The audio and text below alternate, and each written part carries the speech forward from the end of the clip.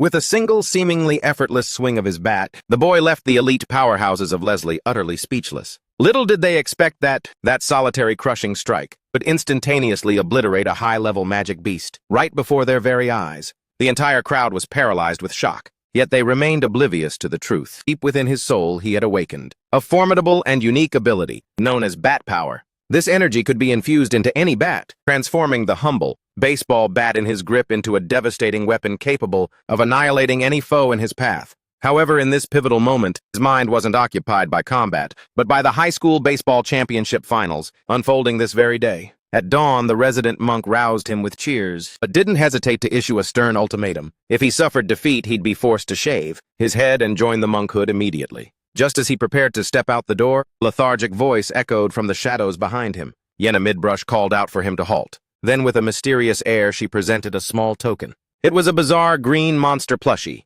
Though he couldn't fathom what this creature was supposed to be, he felt the warmth of Yenna's heart and her genuine support radiating through it. Staring at the gift, his resolve hardened to seize victory at any cost. As the championship finals ignited, the atmosphere across the diamond instantly tightened like a drawn bowstring. Both teams traded blows in a fierce deadlock, battling relentlessly until the ultimate climax. Stepping into the batter's box, he reached a state of absolute focus, his gaze locked onto the incoming projectile. The opposing pitcher channeled every ounce of his spirit into this final delivery. It was a high-stakes all-or-nothing gamble. The instant the ball blurred toward him, he tightened his grip on the wood, unleashed his full explosive power, and swung. A sharp, thunderous crack resonated through the air. The ball rocketed toward the heavens. Amidst the deafening roar of the spectators, the stadium erupted in chaos. He had won. With the conclusion of today's historic showdown, Sangdon Apex Academy has toppled Kwangdong High School to seize the championship crown. We've also secured an exclusive, high-stakes interview with Kim Jang. Keep your eyes glued to the screen. Twilight had descended. Jang trudged home, his legs heavy with exhaustion. Now that I've conquered the high school league, I should be a top prospect in the upcoming professional drafts, right? His thoughts then drifted to more pressing matters. Should I pick up some rice cakes for the celebration? He dismissed the idea as quickly as it surfaced. But the old monk is getting up there in years. I'm not even sure he can chew rice cakes anymore. Wait, I'm the champion here. The least they could do is treat me to some fried chicken. Without warning, a hand materialized from the dark and cuffed him across the head. Kim Yenna barked. Hey, you're crawling along like a snail. What are you spacing out for? Fuming from the sneak attack, Jang threatened the brat. Bring that head over here right now, you're dead. She stuck out her tongue, mocking him. Catch me if you can. I'm telling the monk on you. Seizing the opportunity to strike back, he countered. By the way, did you even bother washing your hair today? Kim Yenna shrieked. Are you serious? Of course I did. After their usual bickering, the two made their way home together. As they walked, Yenna excitedly recapped the day's highlights. On this very day, they actually streamed the game right in the middle of class. When you hammered that home run, the entire school let out such a massive roar that we triggered a noise complaint from the neighbors. Hearing this, his face shifted into a look of pure arrogance. Naturally a once-in-a-generation genius, just made his grand debut in South Korea after all. Subtle, knowing smirk played across her lips. Yeah, you've got that right. It's entirely thanks to that lucky charm you gifted me, Kim Jang added with a teasing grin. Right. All hail the magic charm.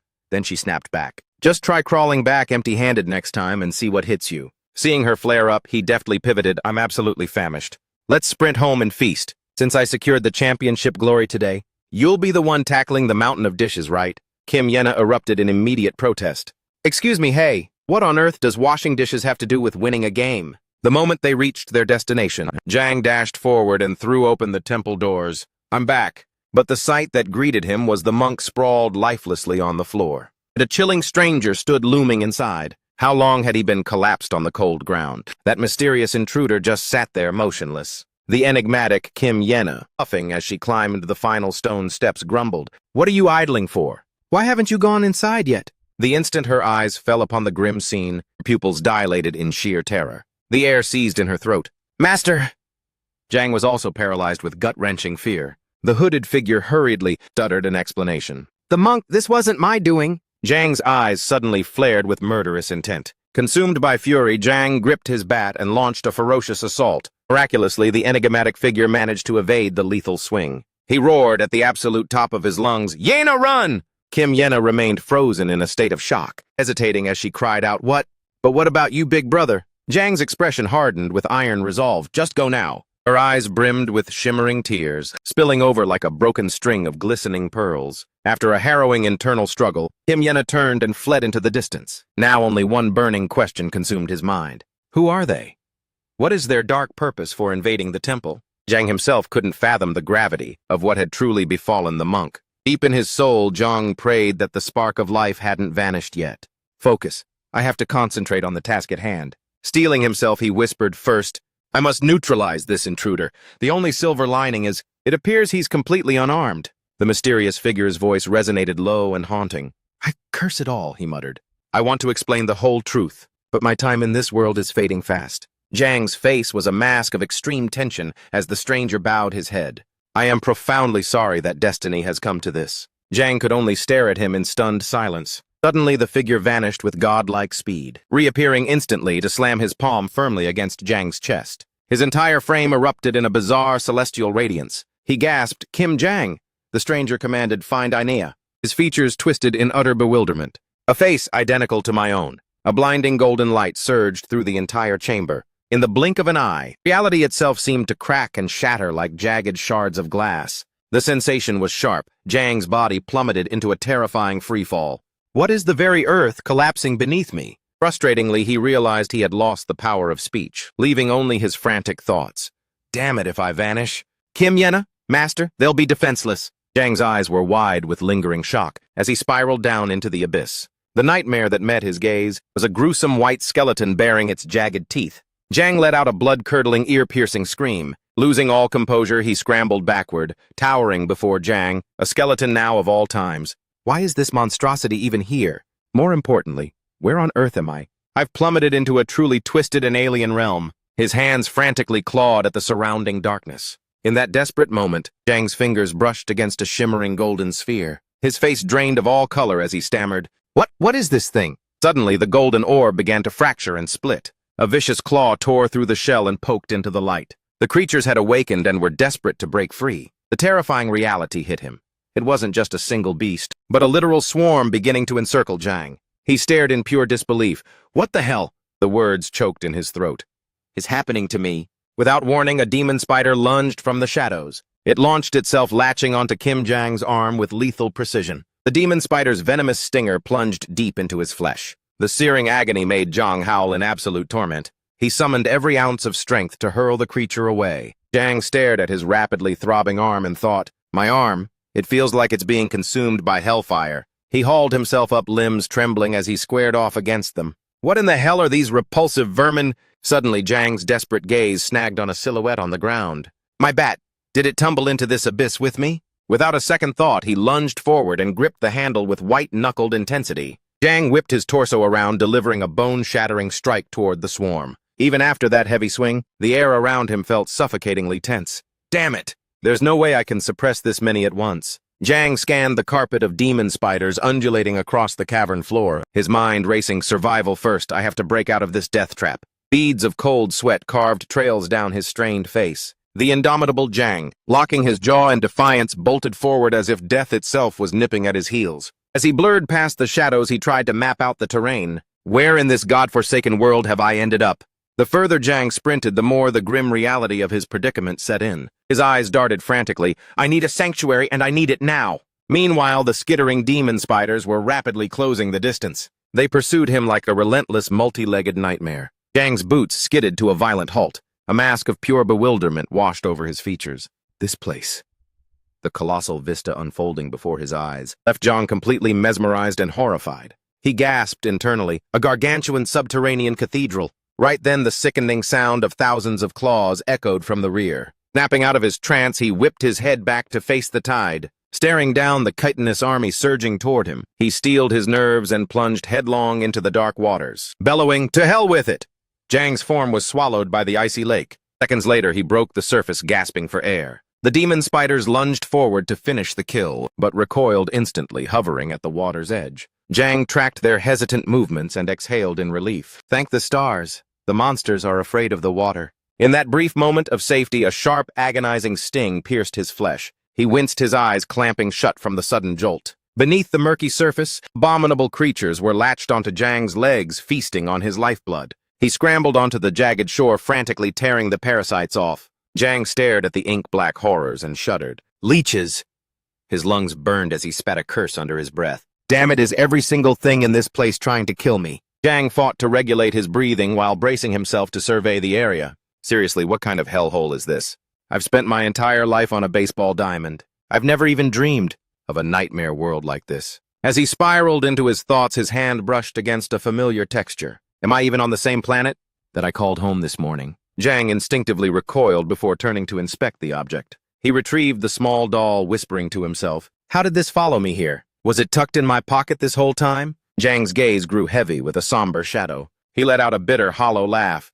Some lucky charm you turned out to be. The image of Kim Yena flashed across his mind, a silent, aching cry echoing in his chest. Yena! His thoughts drifted back to the temple, his heart tightening with worry. Please, old man, tell me you're still breathing. At that thought, a volcanic surge of adrenaline and fury erupted within him. If that masked freak hurts them... He forced a ragged breath into his lungs. Jang fought to silence the mounting panic. No! I can't let the darkness take over. Losing my head is a one-way ticket to a grave. He squeezed his fists until his knuckles turned white, his eyes burning with newfound resolve. Get it together. Kim Jang movement is the only thing that matters right now. Using his bat as a crutch, Jang hauled himself to his feet. There has to be a way out of this tomb. Just as he began to find his footing. Observation first, I need to know what I'm up against. The rhythmic sound of something viscous dripping splattered right beside Kim Jang's ear. He slowly tilted his head toward the source of the noise. The moment the horror behind him came into focus, every drop of blood drained from Jang's face. He threw himself sideways, barely dodging a lethal strike. Jang stared at the monstrosity, his heart hammering against his ribs. He gazed in sheer terror at the titan-sized beast looming over him. Not again! What kind of nightmare is this? Jang coiled his muscles, a single thought prevailing: run. Suddenly a flicker of hope caught his eye through the gloom. Jang locked his sights on a narrow crevice in the distance. A desperate thought sparked, there, my only chance. With zero hesitation, he ignited into a full-out sprint. The colossal demon spider let out a deafening, piercing screech. Jang ran with everything he had, his world narrowing down to that crack in the rock. At the precise microsecond, its razor-sharp talons were set to impale him. Jang threw himself into the narrow opening, sliding inside just in time. His eyes were wide with lingering adrenaline as he cast a frantic look back. The behemoth wouldn't relent, screeching in fury as it tried to force its way into the gap. Its jagged metallic claws thrust through the opening, stabbing wildly at Kim Jang. He scrambled backward, the lethal points whistling inches from his chest. Jang watched the frantic assault in a state of absolute paralyzed shock. His entire frame was racked with uncontrollable tremors. The beast's hot, putrid breath was drawing closer by the second. Then, without warning, the monstrosity pivoted and stalked away into the gloom. Jang remained ghost-white, tracking its departure with a hollow gaze. He stood there in utter disbelief, his mind racing. Did it actually just give up? I was certain that was the end of the line for me. Jang looked down at his limb, a silent scream of horror erupting within. My arm! God, my arm! The realization hit him like a physical blow. It's the venom from those damn bugs. Why has all sensation vanished? It feels like dead weight. Jang's brow furrowed in a mask of agony, cursing his luck under his breath. Damn it, this couldn't possibly get any worse. My life is already dangling by a fraying thread, and now I'm effectively crippled on top of it. He forced himself upright, cautiously scanning the treacherous terrain. Cowering in the shadows won't save me forever. Jang reached down and retrieved his trusty baseball bat with a shaky grip. I have to find an exit no matter what it takes. Suddenly, a flickering anomaly breached his field of vision. Jang's eyes widened as he locked onto it. Is that light? He watched in stunned amazement as a silhouette stretched across the floor. That's a human shadow? Someone else is here. An uncontrollable surge of hope forced a shout from his lungs. Over here, help! He sprinted toward the figure with reckless abandon. I'm not alone. There's actually someone else. Jang's face was transformed by a radiant beam of pure joy. Thank the heavens. I truly thought I was the last soul left in this nightmare. But as the figure stepped into the light, the relief died in his throat, replaced by a suffocating chill. Jang felt as if his very blood had been replaced by glacial water. Kim Jang had been charging forward with desperate enthusiasm, shouting, "Over here!" His voice had been thick with frantic excitement. There's a person? He leaned in, exhaling a massive sigh of salvation. Thank God I'm saved. I thought I was doomed to rot in this hole all by myself. But the gruesome reality that met his eyes shattered his hope into 1,000 jagged pieces, freezing him mid-step. The sheer psychological blow to Kim Jang seemed to push him far beyond his breaking point. His jaw dropped in paralyzed confusion. Wait, what?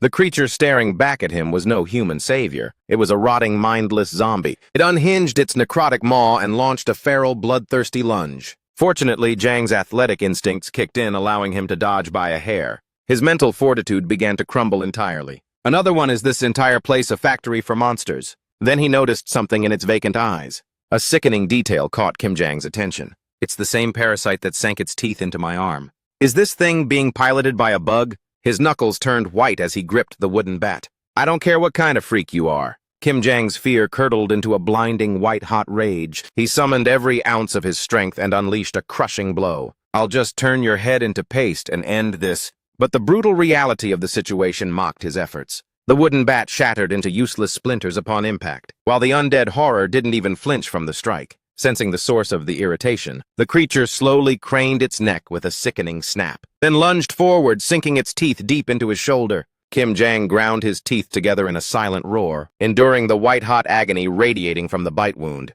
Despite Jang's desperate thrashing to break free, the zombie clung to him with the strength of a vice grip. Only after a grueling, frantic struggle did he finally manage to hurl the corpse away. The zombie stumbled back and collapsed a short distance away, but it refused to stay down for even a second, launching itself forward again like a projectile from a bow. Kim Jang reflexively threw up his arm to shield his vitals. The creature seized the opening, biting down on his forearm once more, leaving a gruesome souvenir behind. Its jagged teeth tore through flesh and muscle with sickening ease. Through the blinding haze of pain, he clamped his jaw shut and endured. Jang's free hand clawed at the dirt behind him, searching for anything. Finally, his fingers closed around a heavy, jagged stone. Driven by pure survival instinct, Kim Jang hoisted the rock high overhead and brought it crashing down onto the zombie's skull in a final lethal strike. The impact was devastating, pinning the creature's head to the floor. Adrenaline flooded his veins.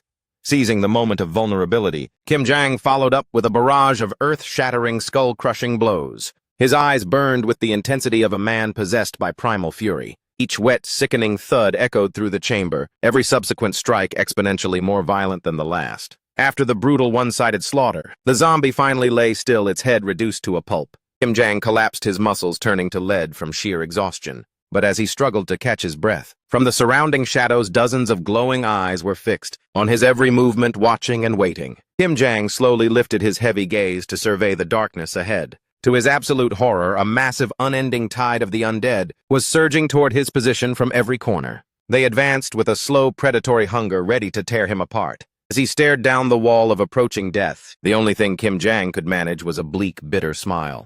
"Fine," he muttered with cold nonchalance. "Let's see how this tragedy ends."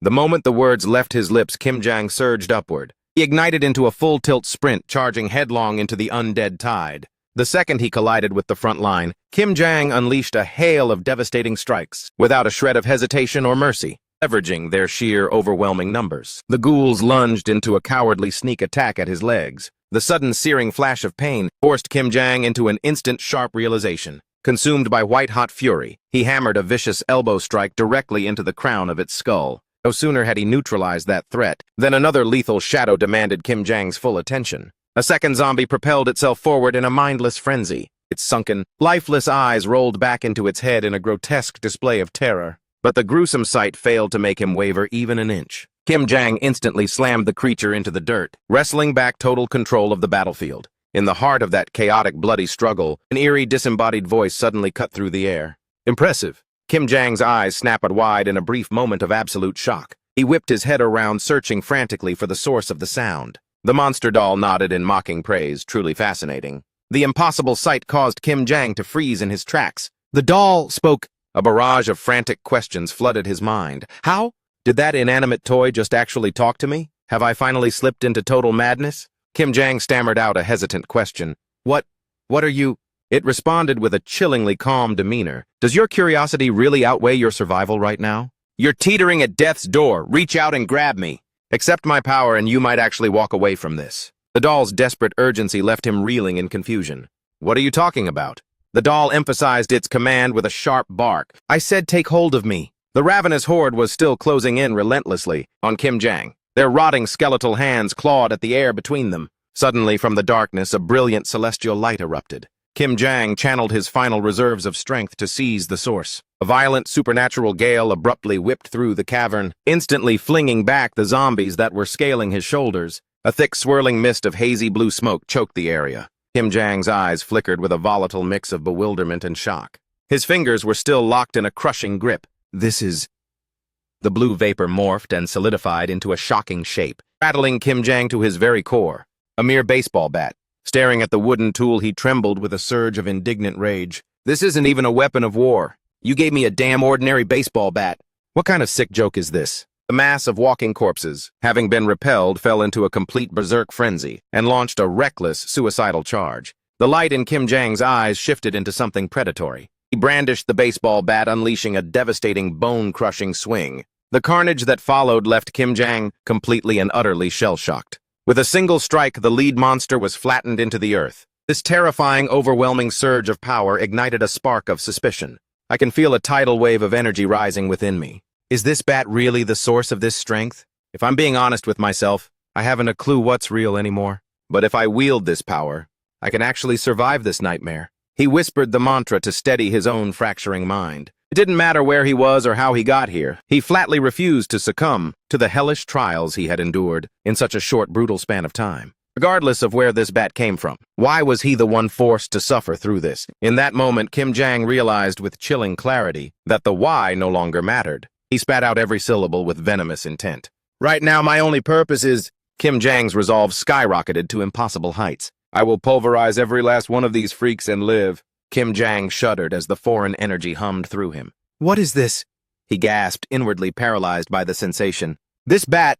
Kim Jang questioned the weapon in his hands.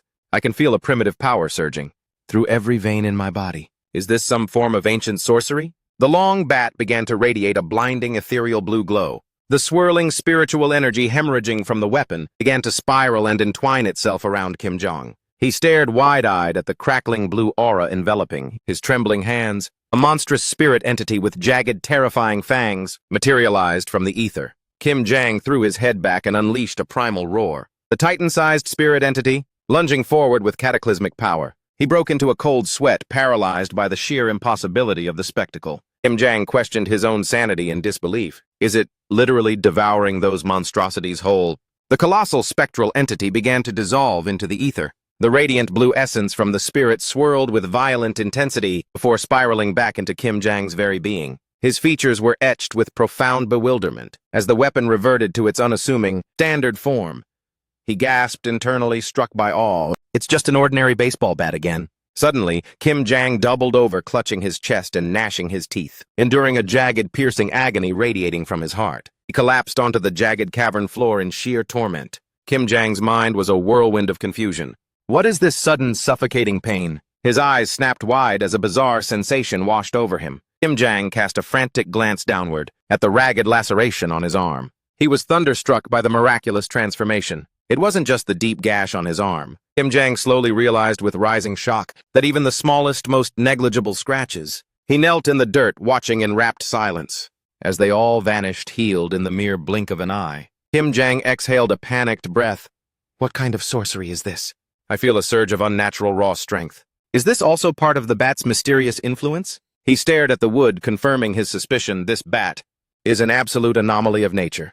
With this in my hands, I might actually stand a chance at surviving this hell. Kim Jang's eyes flickered with lingering anxiety, yet he gripped the bat, kneeling motionless with a shell-shocked expression. Kim Jang winced, a primal growl echoing in his mind. I'm starving. His gaze landed on a cluster of strange fungi, pulsating with an eerie blue luminescence in the depths of the cave. Kim Jang stared at the glowing mushrooms, lost in a dangerous internal debate. He rested his chin on his palm, hesitating as survival instinct fought caution. Kim Jang pondered this grim reality of his only available means to stave off starvation. It looks like these mushrooms are the only thing on the menu right now. He weighed the lethal risks in his mind.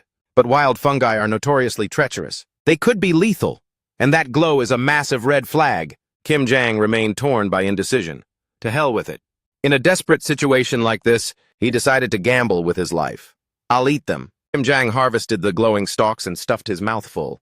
I'd rather succumb to a quick poison than endure the slow agony of starving to death. He suddenly froze as the alien flavor hit his tongue. Kim Jang let out an internal cheer of triumph. Incredible, this reckless gamble actually paid off. He slumped against the cave wall to recover after his meager feast. As his stamina began to steadily replenish, in all honesty, if I were to just drop, Dead from some mysterious illness, it wouldn't be a shock.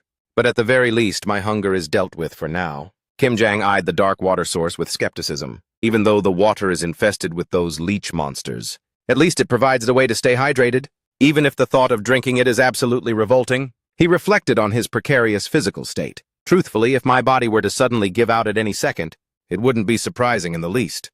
But somehow I can actually digest these things. Kim Jang rested the bat casually across his shoulder. Perhaps it's due to the bat's supernatural protection that I'm still breathing and functional. Even surviving in this brutal, unforgiving cavern has become somewhat manageable, largely thanks to this inexplicable hidden power. He furrowed his brow, finally acclimating to his nightmare surroundings, just as I began to find a rhythm for existing in this dark abyss. Kim Jang came to a horrifying realization. Monstrous predators are constantly closing in on me, serving as a grim, persistent reminder that the world I once knew is gone forever. He observed a creature encased in a bizarre chitinous shell. These vermin seem to thrive parasitically, by scavenging the remains of other fallen beasts. Kim Jang analyzed their combat traits. Despite their formidable armor, their vital points are glaringly exposed. Shattering them isn't an impossible task, though I owe every victory to this incredible bat. He recounted the unsettling phenomenon he witnessed. Every time I crush one of these abominations, the bat seems to feed on their lingering corpses. Kim Jang sensed a profound evolution within his own body. And whenever that energy flows back to me, my wounds vanish instantly, and my strength reaches unprecedented heights. His wavering conviction slowly began to solidify once more. Step by step, I slowly adapted to this literal living hell on earth. I gradually reclaimed my hope and developed the unshakable confidence that I will survive this, until I crossed paths with him. Kim Jang crouched behind a jagged monolith, observing from the shadows. Countless lethal horrors lurk within this abyss, but the most predatory nightmare among them is undeniably this titan. He grimly evaluated his dire predicament. By a stroke of luck, he only sporadically patrols the perimeter of the monster nest. It appears he hasn't initiated a full-scale hunt just yet. Kim Jang attempted to reconnoiter the area. I've been playing a deadly game of hide-and-seek throughout this labyrinthine cave for ages, just to evade his gaze. He felt a wave of exhaustion. But every path I take leads to a soul-crushing dead end. Ultimately, I've arrived at a single harrowing conclusion. Kim Jang scrutinized the potential escape route. It lies on the polar opposite side of the hive where I first awoke. He fixated on the gargantuan obstacle blocking his path. The catch is I have to traverse that literal living hell, even if I can slaughter those swarming vermin and lesser abominations. Kim Jang stood paralyzed before the towering insectoid. Can I truly hope to slay a god-tier monster like him? He clutched the small, strange doll in his trembling hand. No, even if I manage to vanish from this pit, will I ever find a way to navigate back to the world where my family waits? Kim Jang pondered his bleak, uncertain future. Is it possible that I'm destined to rot in this purgatory for eternity? Doubt began to gnaw at his mind. But from the very beginning, how did I even plummet into this nightmare realm? I must have fallen through some cosmic rift. Kim Jang recalled the image of that enigmatic figure, and that spectral double who looked exactly like me. What kind of entity was he supposed to be? I remember his cryptic command to find something. He squeezed his eyes shut, the tension vibrating through his bones. Kim Jong sat slumped against the cold stone, defeated. No, now is not the time for philosophical crises. He forcibly gathered his shattered resolve. Right now, breaching the exit is the only priority that matters. Kim Jang took heavy, deliberate strides across the obsidian floor. He pressed against the rock wall, scouting the mouth of the cavern overflowing with pulsating insect eggs. Vile purple crawlers were swarming over every surface. Kim Jang scanned the area with hypervigilance. The alpha predator is nowhere to be seen. He exhaled a silent, shaky breath of relief. Perhaps Lady Luck hasn't completely abandoned me yet. Kim Jang peered down the narrow, winding pathway. The lesser drones don't seem to have detected my presence yet. He flashed a grim smile of sheer determination. I can do this, I have to. Kim Jang's boot came down on a fragment of bone, snapping it. The sharp crack echoed like a gunshot in the silence. He jolted, paralyzed with terror by the noise he had just unleashed. He held his breath, sweating bullets as he waited for the death blow. Kim Jang wondered frantically, did that noise go unnoticed? He trembled, crouching as low as humanly possible. Damn it! I'm shaking like a leaf in a hurricane.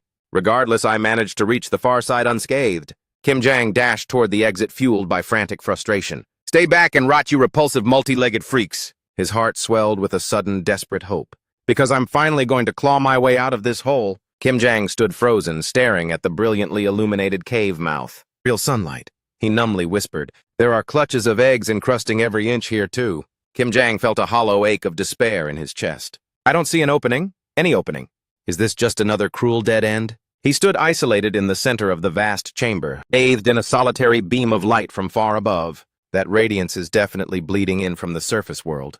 Kim Jang began to pray for a miracle. If only I could scale these walls by some impossible means. His legs shook as he balanced on a precarious narrow ledge. Suddenly, Kim Jang's center of gravity shifted violently. A heartbeat later, his face drained of all color in pure terror. A primal sixth sense screamed at Kim Jang that something was closing in, looming directly behind him. A gargantuan insectoid, with a sickly white carapace and serrated fangs, was let out a low, menacing growl. Without warning, the monster's massive, bladed leg thrust its jagged claws forward. Caught completely off guard, Kim Jang took the full bone-crushing impact of the strike. Agony flared through him, but he bit his lip until it bled. His entire body was violently catapulted backward through the air. Kim Jang was drowning in a sea of pain. Each breath became a ragged, frantic gasp. "Damn it! This godforsaken place is—" He desperately scanned the surrounding darkness. So this is the heart of the nest. Immediately after, the demon spider launched a lethal high-speed lunge. Without a shred of hesitation, it unhinged its gargantuan dripping maw. Jang watched in a state of sheer panic as the demon spider crawled closer. Suddenly, a predatory aura ignited within his very eyes. Kim Jang was a blur of motion, coldly swinging his baseball bat. The demon spider hissed in irritation, hoisting its bladed leg high. Step by agonizing step, he closed the distance between them. "How does it feel, you freak?" Kim Jang's knuckles turned white as he gripped the bat's handle. "A bit of a step up from our first encounter, wouldn't you say?" The demon spider glared through the gloom with eyes full of malice. It instantly snapped its jaws open in a terrifying display. Kim Jang dropped into a low, nimble slide across the cavern floor. I can see every single movement. He evaded with fluid grace, his body twisting to escape the strike. I've always prided myself on my ability to read a play before it happens. But this? At this moment, Kim Jang's gaze shifted into something otherworldly. Now I'm operating on an entirely different level of existence. He unleashed a decisive, bone-shattering blow to its thorax. The demon spider shrieked in agony, a sound vibrating with pure rage. Its massive frame staggered the creature, struggling to keep its footing. The exoskeleton on the monster's leg began to spiderweb with cracks. A surge of triumph flared within Kim Jang's chest. "It's working, I'm actually hurting it." He whispered a silent vow to his own soul. "I can actually win this fight." The demon spider roared, bearing rows of serrated, needle-sharp teeth. Kim Jang's blood ran cold as he stared at the horror. What in the hell is that thing doing? The foundations of the cave began to shudder with violent intensity. A tide of smaller demon spiders began flooding in from every crevice. Their skittering forms carpeted every inch of the stone walls. Then, as if following a hive mind, they swarmed directly behind the gargantuan alpha spider. Kim Jang stared, paralyzed by the overwhelming sight before him. This is just getting... He felt a wave of bitter bewilderment wash over him. Completely unfair. Steeling himself, Kim Jang dropped into a combat stance, ready to strike. He brought the bat down like a hammer upon the skittering swarm. Beads of sweat began to carve trails down Kim Jang's grimy forehead. He methodically decimated the smaller drones one by one. One spider lay mangled on the ground, twitching in its final moments. Jang's lungs burned, his breathing coming in ragged, labored gasps. He spat a curse under his breath. Damn it all. If this keeps up much longer... Kim Jang cast a weary glance toward the remaining legion. He ground his teeth, refusing to bow to the inevitable.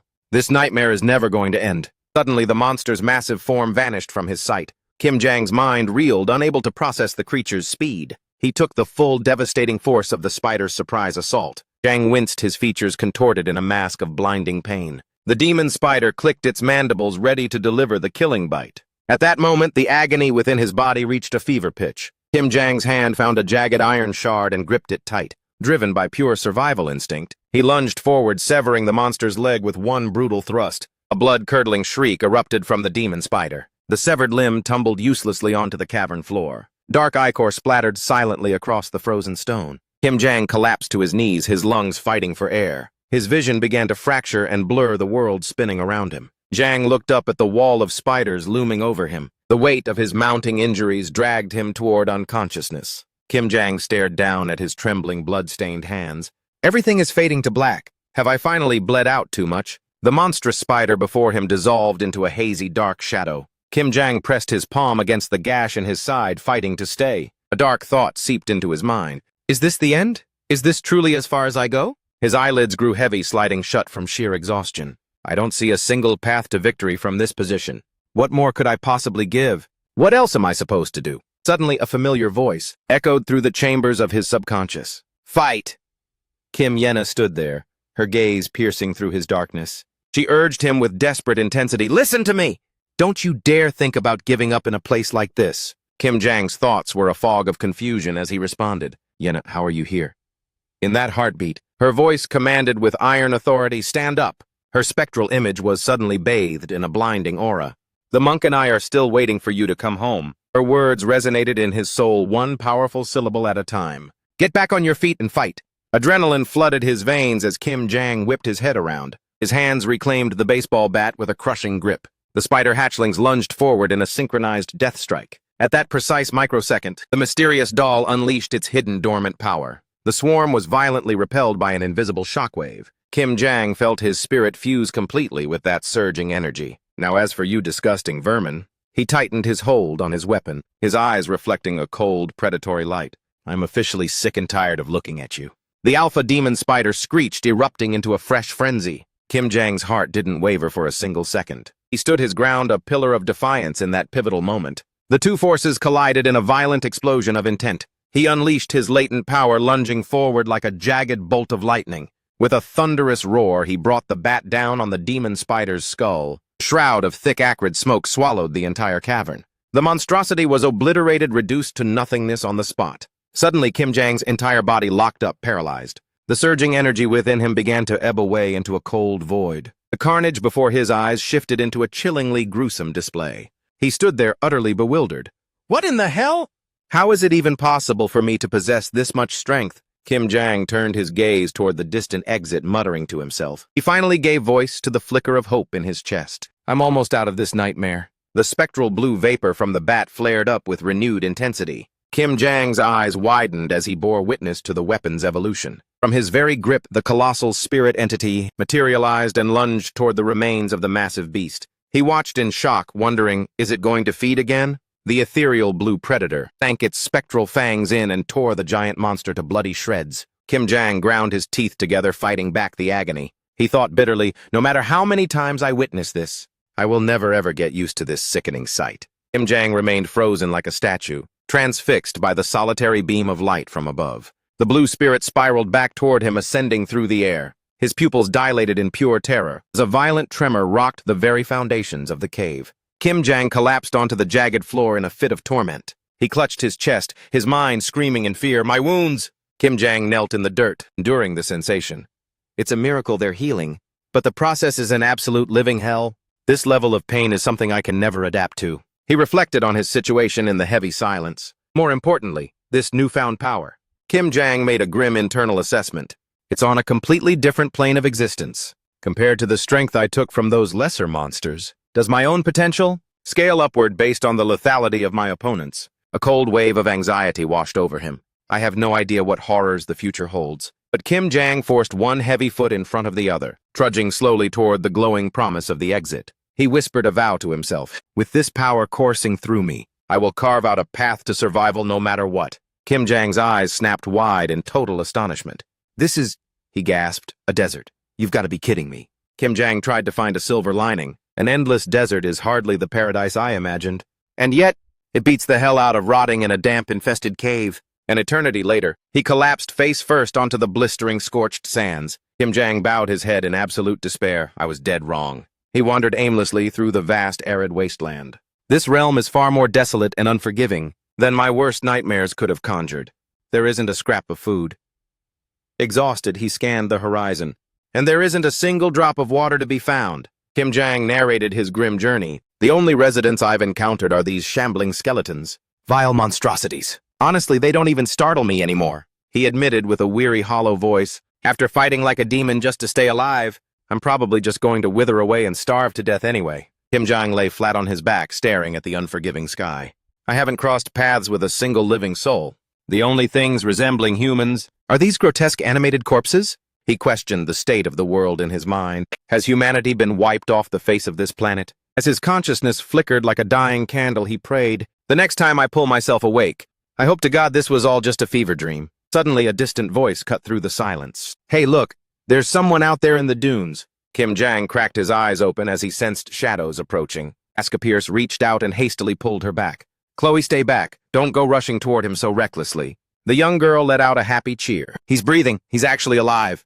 Chloe squeezed her eyes shut and muttered, "Oh, thank heavens." She looked at him and grumbled, "Can you please stop sobbing for just a second?" Kim Jang was overwhelmed, his voice trembling, but...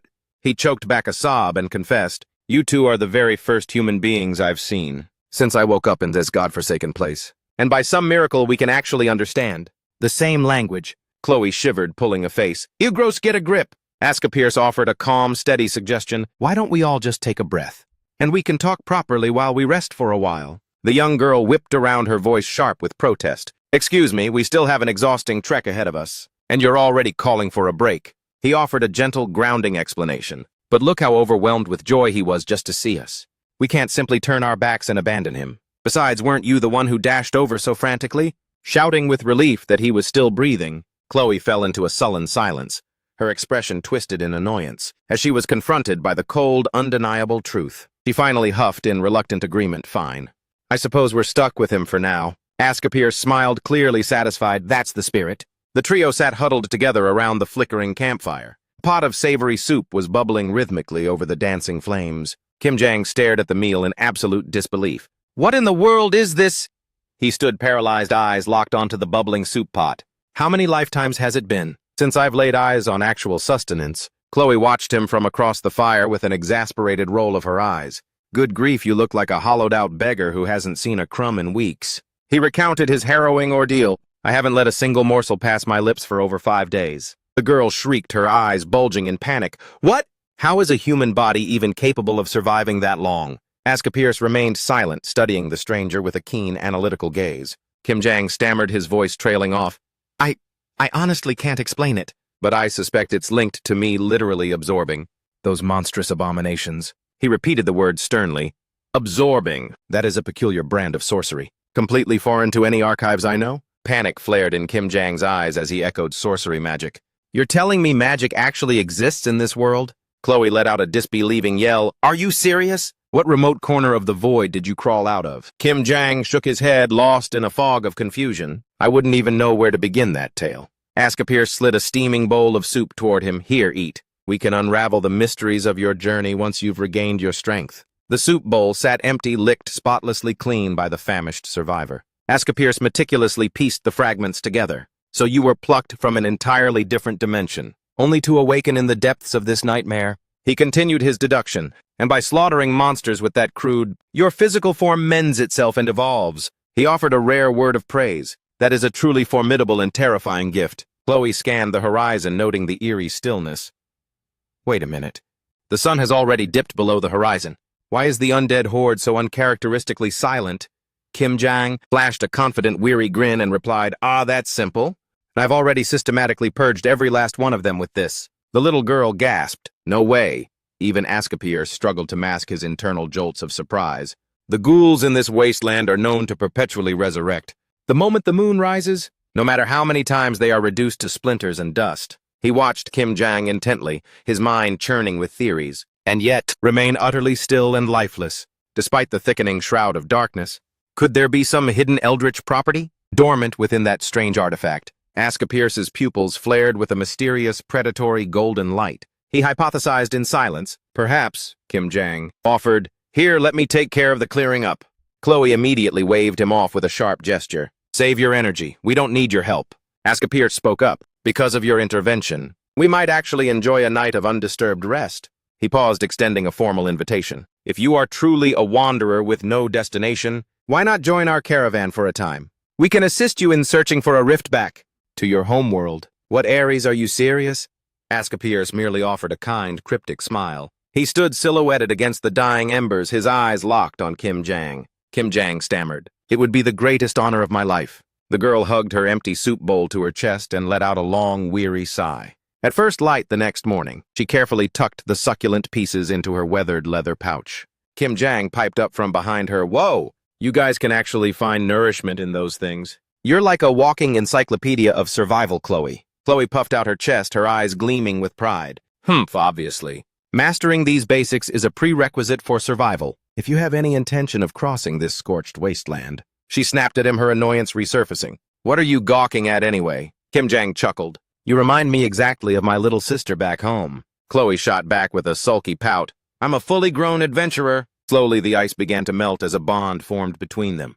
And so the real journey begins. I officially joined Chloe and Aries on their arduous trek across the dunes. As we trudged through the sand, curiosity got the better of me. By the way, are those animal ears actually part of you? She blinked, tilting her head in genuine surprise. Do your kind not exist in the world you hail from? Kim Jang offered a weary shake of his head. No, we don't have anyone like you back home. He began to track his own rapid adaptation to this hellscape.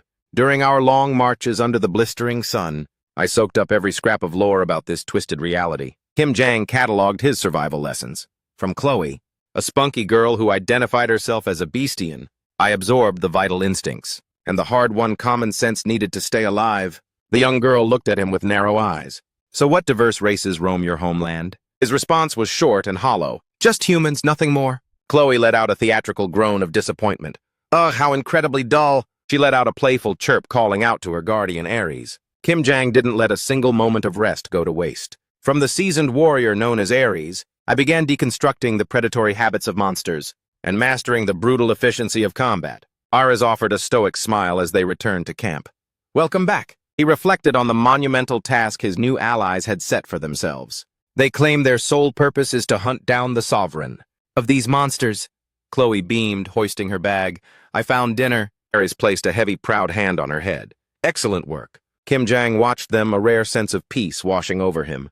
I've truly lucked out finding these two. He allowed himself a moment of uncharacteristic vulnerability. Even if I'm still a stranger to the civilizations of this bizarre world, the souls I've encountered here are undeniably pure. The obsidian sky was a canvas of shimmering stars and a razor-thin moon. Kim Jang's fingers traced the worn fabric of the mysterious doll. He lay inside the tent, his mind a whirlpool of memories and fears. Aris's deep voice cut through the silence of the camp.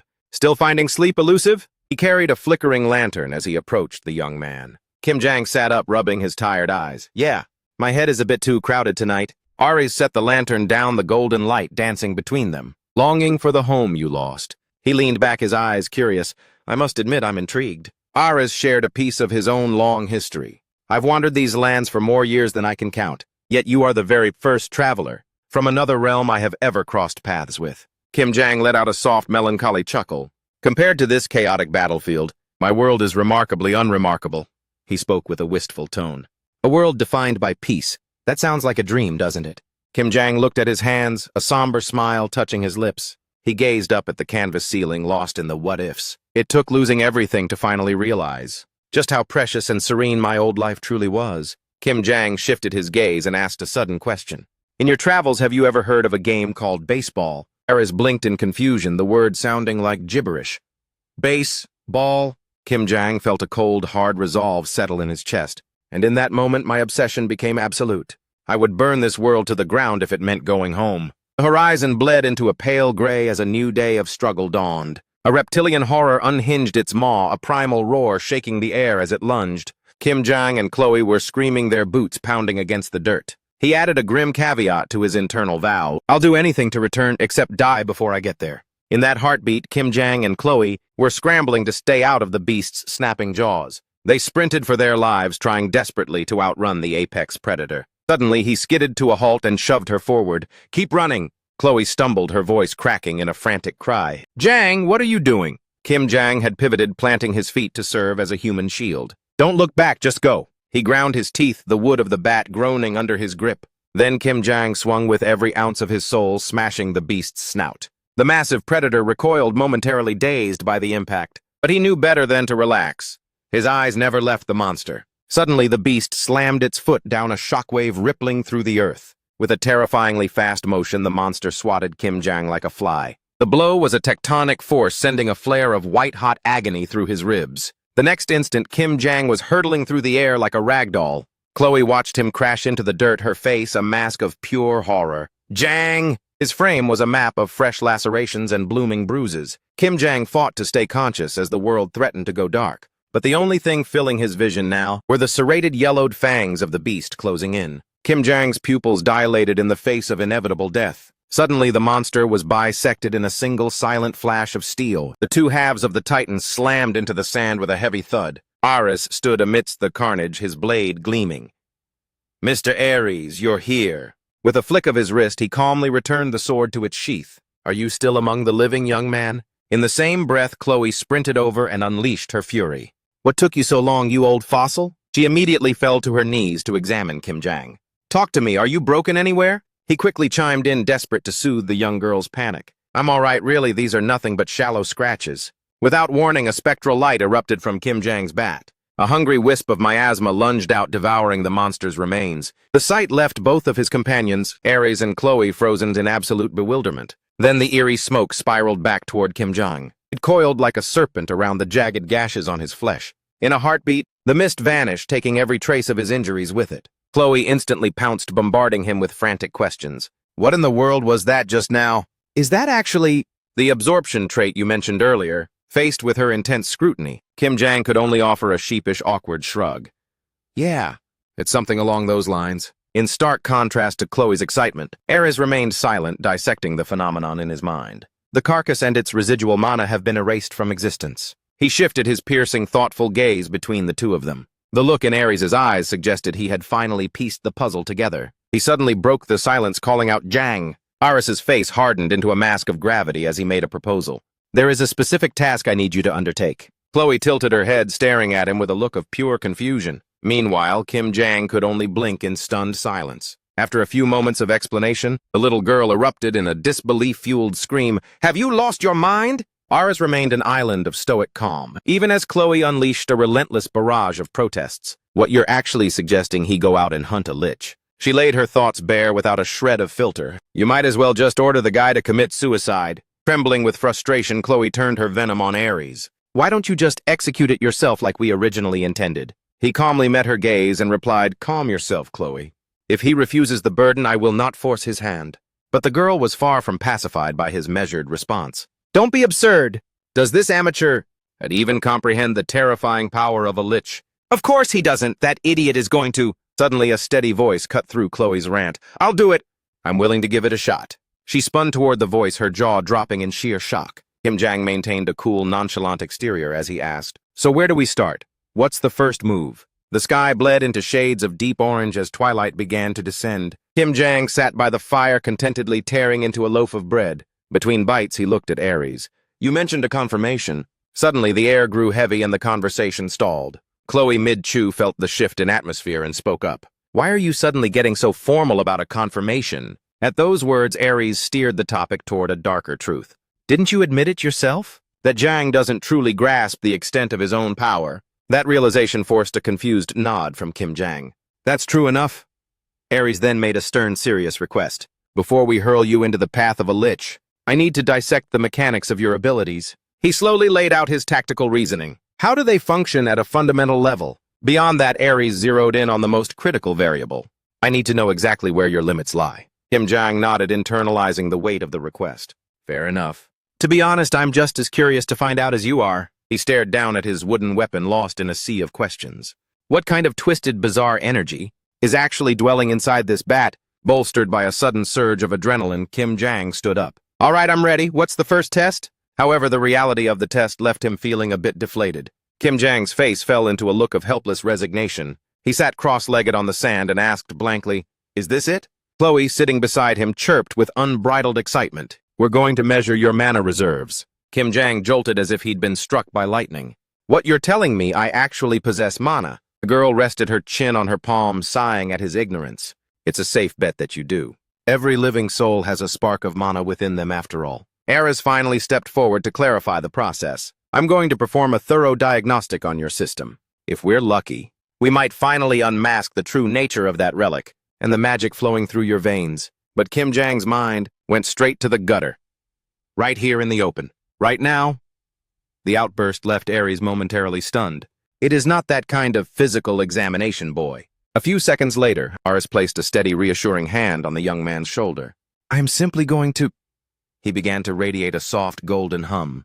"Thread a small stream of my mana into yours." Ares closed his eyes, focusing every sense on the internal connection. His consciousness dived deep, materializing within Kim Jang's core. Suddenly, Ares' eyes snapped open wide with profound horror. What in the name of the gods is this? A gargantuan reservoir of mana violently repelled his intrusion. Ares stood no chance against such a primal, overwhelming force. His contact was instantly and brutally severed. Ares recoiled, staring at the young man in sheer, unadulterated shock. Kim Jang, oblivious to the metaphysical collision, asked with wide-eyed innocence, "Is the checkup over?"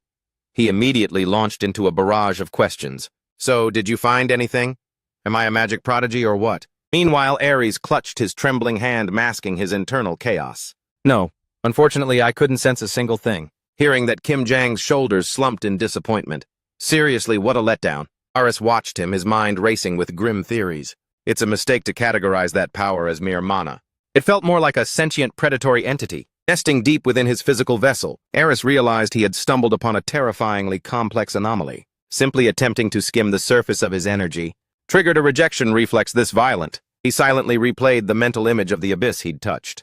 That power is something far more ancient. In total contrast to the gravity of the moment, Kim Jang was busy pestering Chloe with playful chatter. "Can you sling spells too, Chloe, like fireballs and stuff?" The girl shut him down with a single ice-cold word. "Not a chance." Ares watched the interaction, a dark premonition taking root.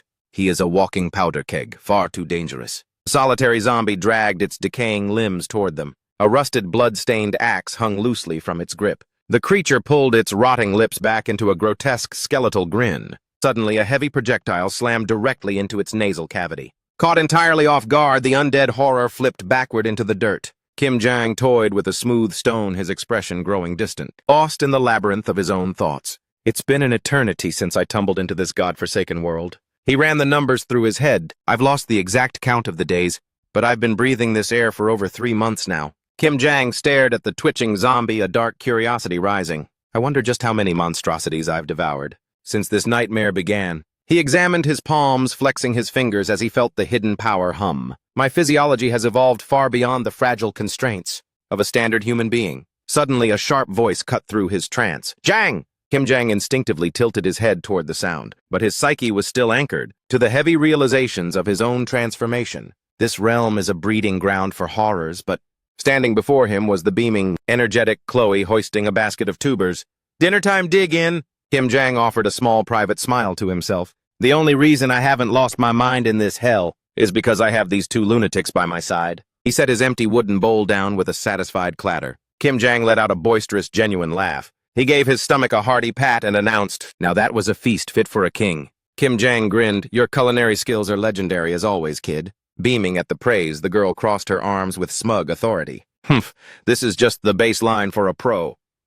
He seized the moment to ask, "So are we having another 5-star meal for dinner tonight?" Chloe tapped her nose, keeping her secrets close. "Just sit tight and prepare to have your mind blown." Ares, resting nearby, leaned back and listened to their mindless bickering. He noted silently, he has a natural gift for handling the youth. Yet he's cunning enough to manipulate a child into doing all the heavy lifting in the kitchen. While lounging in the shade, Kim Jang heard Ares's voice checking in on his progress. "Jang, have you made any headway with the exercises I gave you?" He recalled the tedious mental drills and sighed.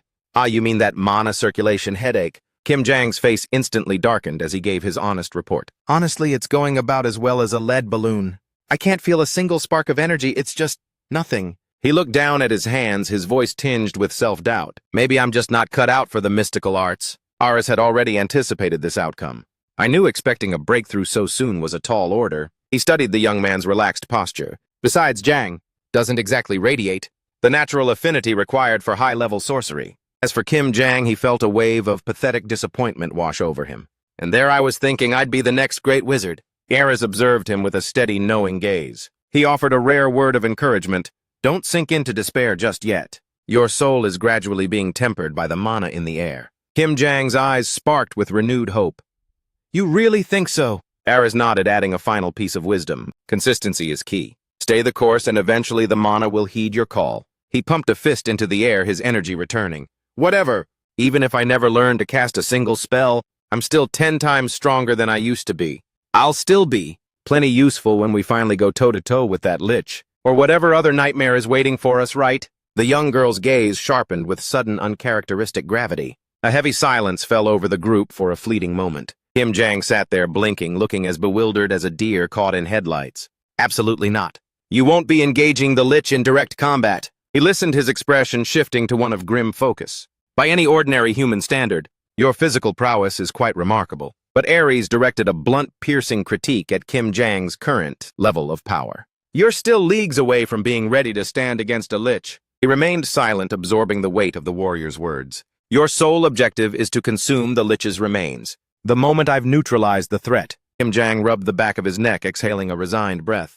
Yeah, I hear you. I'll stick to the plan. Aris reinforced the reasoning behind his command. This is strictly for your own survival, so don't let it bruise your ego too much. Immediately after he stood up and signaled the march. We'll reach the heart of the territory in a few days, so prioritize your recovery while you can. Kim Jang gave an obedient nod. Understood. Under a sprawling twilight sky, the trio pressed forward on their trek. They carved a path through the wilderness, fighting until the dead of night. Eventually, the three of them sought refuge within the mouth of a small cavern. In the quiet hours, Chloe watched intently as Ares drilled the boy in combat. Then they plunged back into the fray, battling until darkness returned. This grueling cycle repeated itself day after agonizing day. The little girl finally collapsed onto the dusty earth. Chloe groaned in exhaustion. I'm officially running on fumes here. Ars, leading the way, glanced back to offer a spark of motivation. Steel yourself, we're almost at the finish line. Ares indicated that the entrance to the sepulchre lay at the canyon's end. Meanwhile, Kim Jang walked over and spoke with a soft kindness. Hand over the pack, Chloe. I'll take the weight for a while. He hoisted the heavy gear, lightening the burden for the young girl. Kim Jang, seemingly tireless, urged, keep your chin up, Chloe. She looked at him with wide, grateful eyes and whispered, right. They eventually navigated their way to a treacherous, jagged mountain pass. Chloe peered upward, her voice trembling. Is this the place? Aris spoke with iron certainty. Yes, this is it. Kim Jang fixed his gaze on the horizon. The three of them stood dwarfed before a gargantuan stone portal. The chilling realization hit this was the Lich's eternal resting place. They crossed the threshold into the darkness together. The interior was an impossibly vast echoing chamber. Kim Jang scanned the architecture as they ventured deeper. It's surprisingly pristine in here, suspiciously clean. The girl walking beside him kept her hand near her weapon. Why is my skin crawling all of a sudden? Aris raised his lantern, his voice a low warning. Keep your wits about you. In a tomb of this magnitude, it would be a miracle if something didn't try to kill us. Jang joked nervously. What, you think a ghost is going to jump out and say boo? Suddenly a primal instinct flared in Kim Jong's mind. He whipped his head around, staring into the shadows behind them. That's the classic horror movie mistake, saying the line right before something spawns behind me. Sure enough, a rotting corpse was looming in his shadow. The zombie peeled back its lips in a ghastly grin. Found you. His face went ghostly pale as he practically jumped out of his skin. In a blind panic, Kim Jang delivered a thunderous smack to the creature. The zombie barely had time to groan before the blow sent it reeling. Staring at the heap of rot on the floor, he scowled and huffed. Good grief, my heart nearly stopped. As they moved to continue, Chloe blinked in confusion. Wait, you can actually bash spirits with that bat?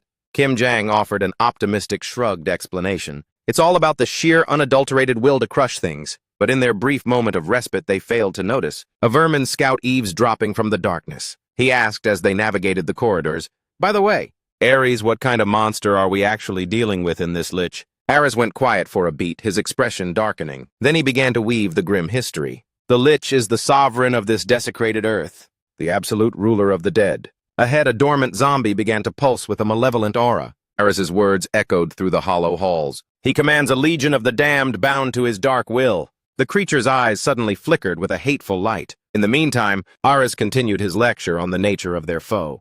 If the lich completes his resurrection and regains his full potency, he will march his undead army across the world, leaving only ruin. The monster fully roused from its slumber, but before it could strike, it was shattered into splinters. Ares kept his voice steady and low. That is why we must extinguish his spark now, before he has the chance to reclaim his former glory. Ares masked a flicker of old resentment and stated, however, even if we strike him down today, his dark phylactery would simply bring him back in a century. Kim Jang was busy absorbing the fallen essence when he realized he had become the focus of the conversation.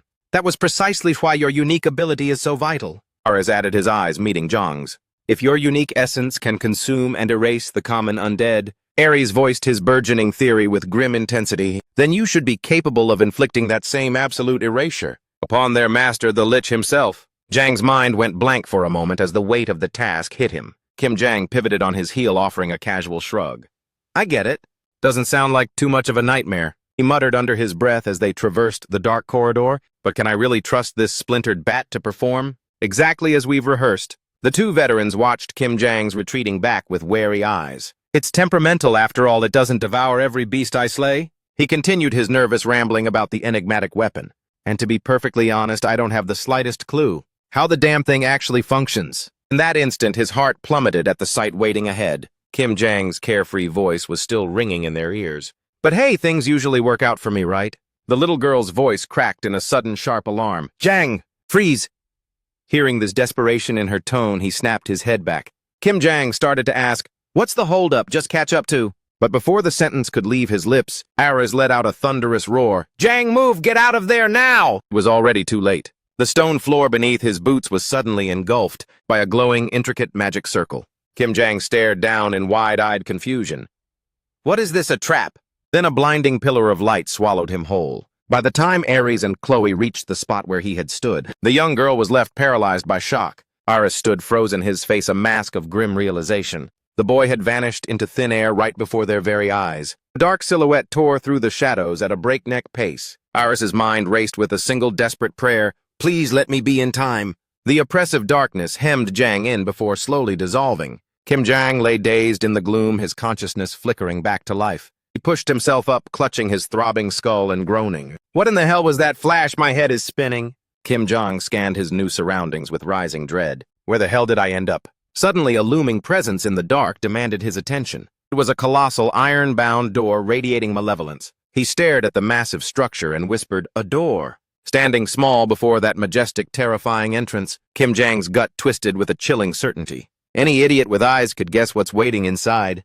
The Lich is definitely lurking behind those gates. He turned back to retrieve his fallen backpack, heart racing. A small, hollow sense of relief washed over him. Well, at least it wasn't a meat grinder trap designed to sever my limbs. On the other side of the sepulchre, Ares and Chloe were still transfixed by the residual mana sparking in the air. They scrutinized the site of the abduction. A single charred shard of bone lay where Jang had stood. Ares slammed his foot down the stone, cracking under the force of his launch. He scooped up the little girl, accelerating into a blur of motion. Jarred by the sudden speed, Chloe shouted grumpily, "Ares, why are we sprinting like the world's ending? What just happened to Kim Jang? Where is he?" Ares ground his teeth, his features contorted with lethal tension. He cursed his own negligence, a bitter self-reproach burning in his chest. Damn it, I let my guard down for 1 second. This tomb is a living nightmare where the impossible happens in the blink of an eye. Deep within the inner sanctum, Kim Jang tried to keep his cool. Just stay focused, breathe, wait for Mr. Ares to bail you out. A guardian zombie was pulverized in a single fluid strike. Ares carved through the darkness like a gale, obliterating everything in his path. The young girl scowled, her voice demanding an answer. Answer me, where are we going? What's happening? He remained silent, his predatory gaze locked on the path ahead. Finally, Ares spoke, his voice low and jagged. That mark Jang stepped on back there?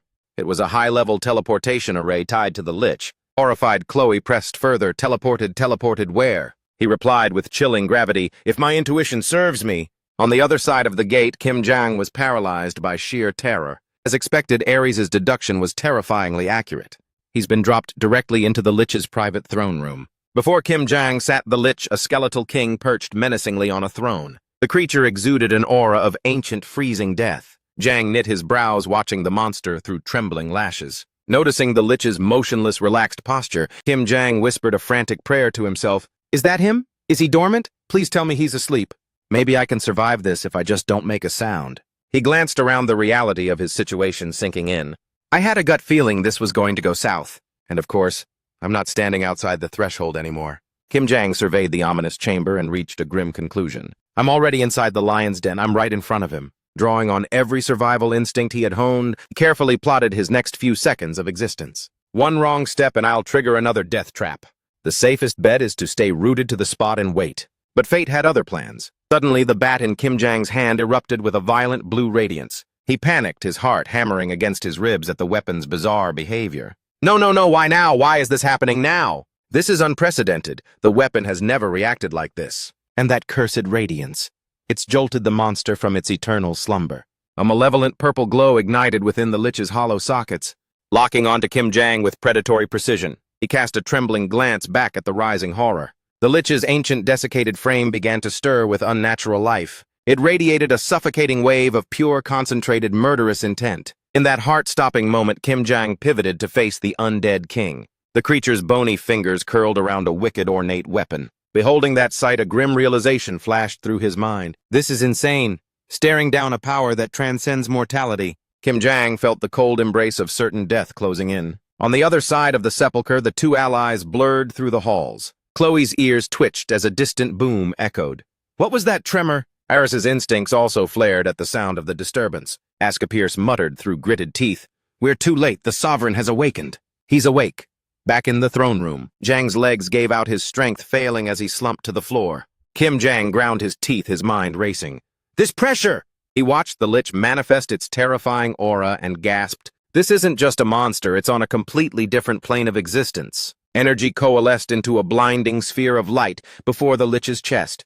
Kim Jang watched in paralyzed terror as the lich unleashed a heaven-sent strike. Kim Jang scrambled to his feet, though despair threatened to swallow him whole. "There's no dodging this, it's too fast, too wide." He bit his lip until it bled, forcing his fear into focus. "If I can't run..."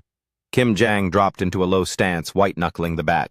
"Then I'll just have to break through it." Against all odds, he raised his crude wooden weapon to parry the divine wrath. Kim Jang channeled every ounce of latent power into his muscles. He swung the bat with a desperate roar, meeting the magical projectile head-on. From its hovering vantage point, the lich observed the flea's struggle. A cataclysmic explosion rocked the entire chamber. Kim Jang was gasping for air, battered and scorched, yet his guard remained up. His eyes blazed with a raw, unyielding determination. The aftermath left the throne room choked with thick soot and swirling dust. The lich's glowing gaze narrowed, finally taking the intruder seriously. Kim Jang glared back through the haze, thinking, "You bastard." He stared up at the skeletal monarch, looming in the air, and cursed under his breath. "Your power is as grotesque as it is overwhelming." Kim Jang's eyes darted, searching for a single opening. Is the core of its life force hidden within that hollow ribcage? Without a word, the lich gave a subtle flick of its finger. Corrupted vines erupted like vipers from beneath the stone tiles. They snaked upward, constricting the arm that held his only weapon. Before he could react, the thorns dug deep into his legs, rooting him in place. In seconds, Kim Jang was cocooned in a tight web of supernatural growth. The lich's eyes flared with a frigid, merciless light. Panic surged as the lich's hollow spectral voice vibrated in his skull. "I have you." It spoke with the chilling smugness of a predator. And now, the lich drifted slowly toward its captive prey. It extended a clawed, skeletal hand toward Kim Jang's chest. "I shall peel back your flesh to see what peculiar soul dwells within." The monster savored the moment. "Prepare yourself." Kim Jang stared into the abyss of its sockets, unable to even blink. The dissection begins now. But at that precise microsecond, a shimmering blade tore through the air and skewered the lich's hand. Jang's eyes followed the trajectory of the steel. The lich recoiled in genuine shock, pivoting to find the interloper. And there, standing amidst the ruins of the gate, was his savior, the dreaded Asclepius.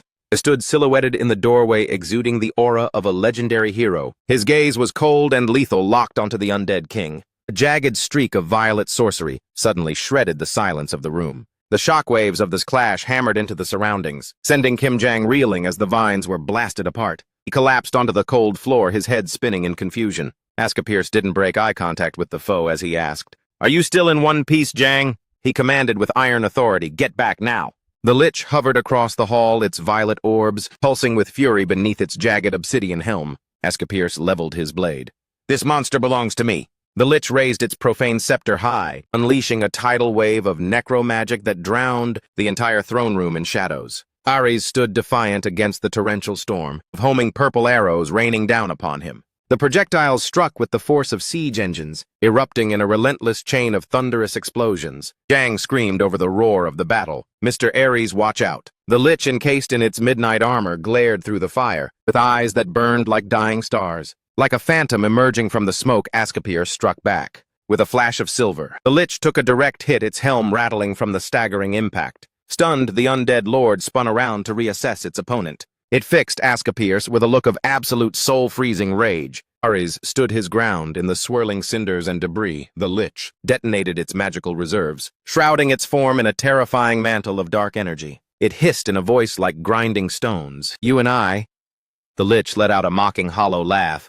"Are we not both monsters of the same caliber?" It brought its palms together, concentrating a sphere of void magic. The malevolent lich began to coalesce a staggering vortex of necrotic energy. Between its skeletal, outstretched palms, it unleashed a gargantuan torrent of abyssal sorcery that swallowed the entire chamber in a violet haze. Kim Jang shrieked in sheer desperation. "What kind of nightmare is this?" the lich intoned. "Behold the astral extinction." A colossal pillar of violet and ivory radiance erupted with primal fury, fracturing the very fabric of space. His jaw tightened in a mask of pure terror as he bore witness to that world-ending devastation. Ares was catapulted backward by the sheer weight of the horrific impact. The dark magic detonated with a thunderous roar, unleashing a shockwave that threatened to collapse the tomb. Suffocating plumes of soot and debris choked the air. He dropped to one knee, burying his blade in the stone to anchor himself. Aris gasped for breath, his lungs burning with exhaustion, his brow slick with the sweat of battle.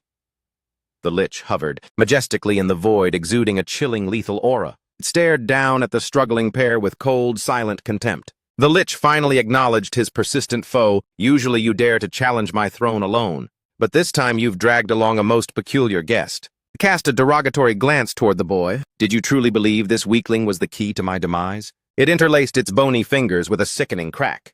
But you aren't the only one who arrived with hidden designs. The Lich wove a shimmering thread of void energy. Hear the whispers of the abyss. Aris fixed his gaze on the spectral king, his features etched with tension. He suddenly found himself isolated in a surreal, ethereal dimension and cast his eyes upward. He stood frozen in bewilderment.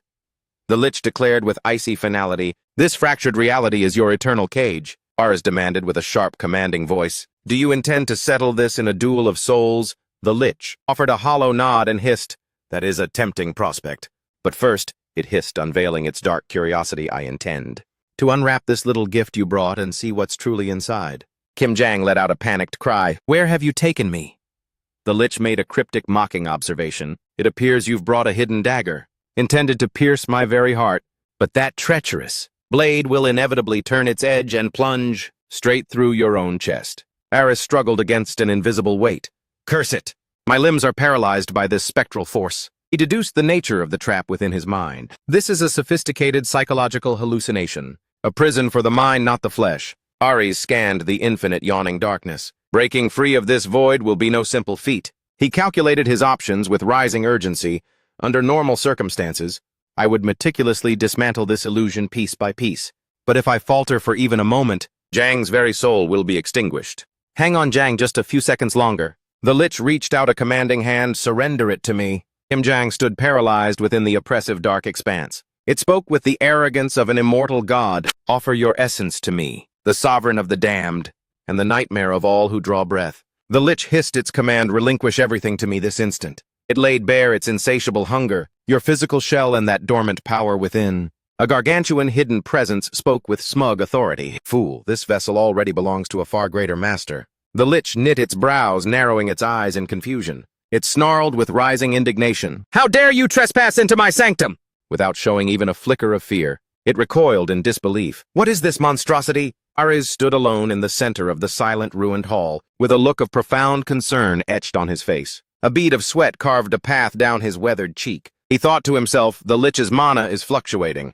The Lich shrieked in a fit of absolute rage. "You!" It spoke with a voice cracked by sheer frustration. "Just what kind of abomination did you bring into my house?" Encased in midnight plate with hollow violet burning eyes, Ares sensed the opening and lunged. "The moment is now." The Lich was still reeling, unable to comprehend the sudden shift. He tightened his grip on the hilt of his blade, unleashing a devastating arc that cleaved the Lich's form in two. His face was a mask of cold resolve, his eyes sharp as flint. The Lich whispered in dazed, stuttering shock, This is..."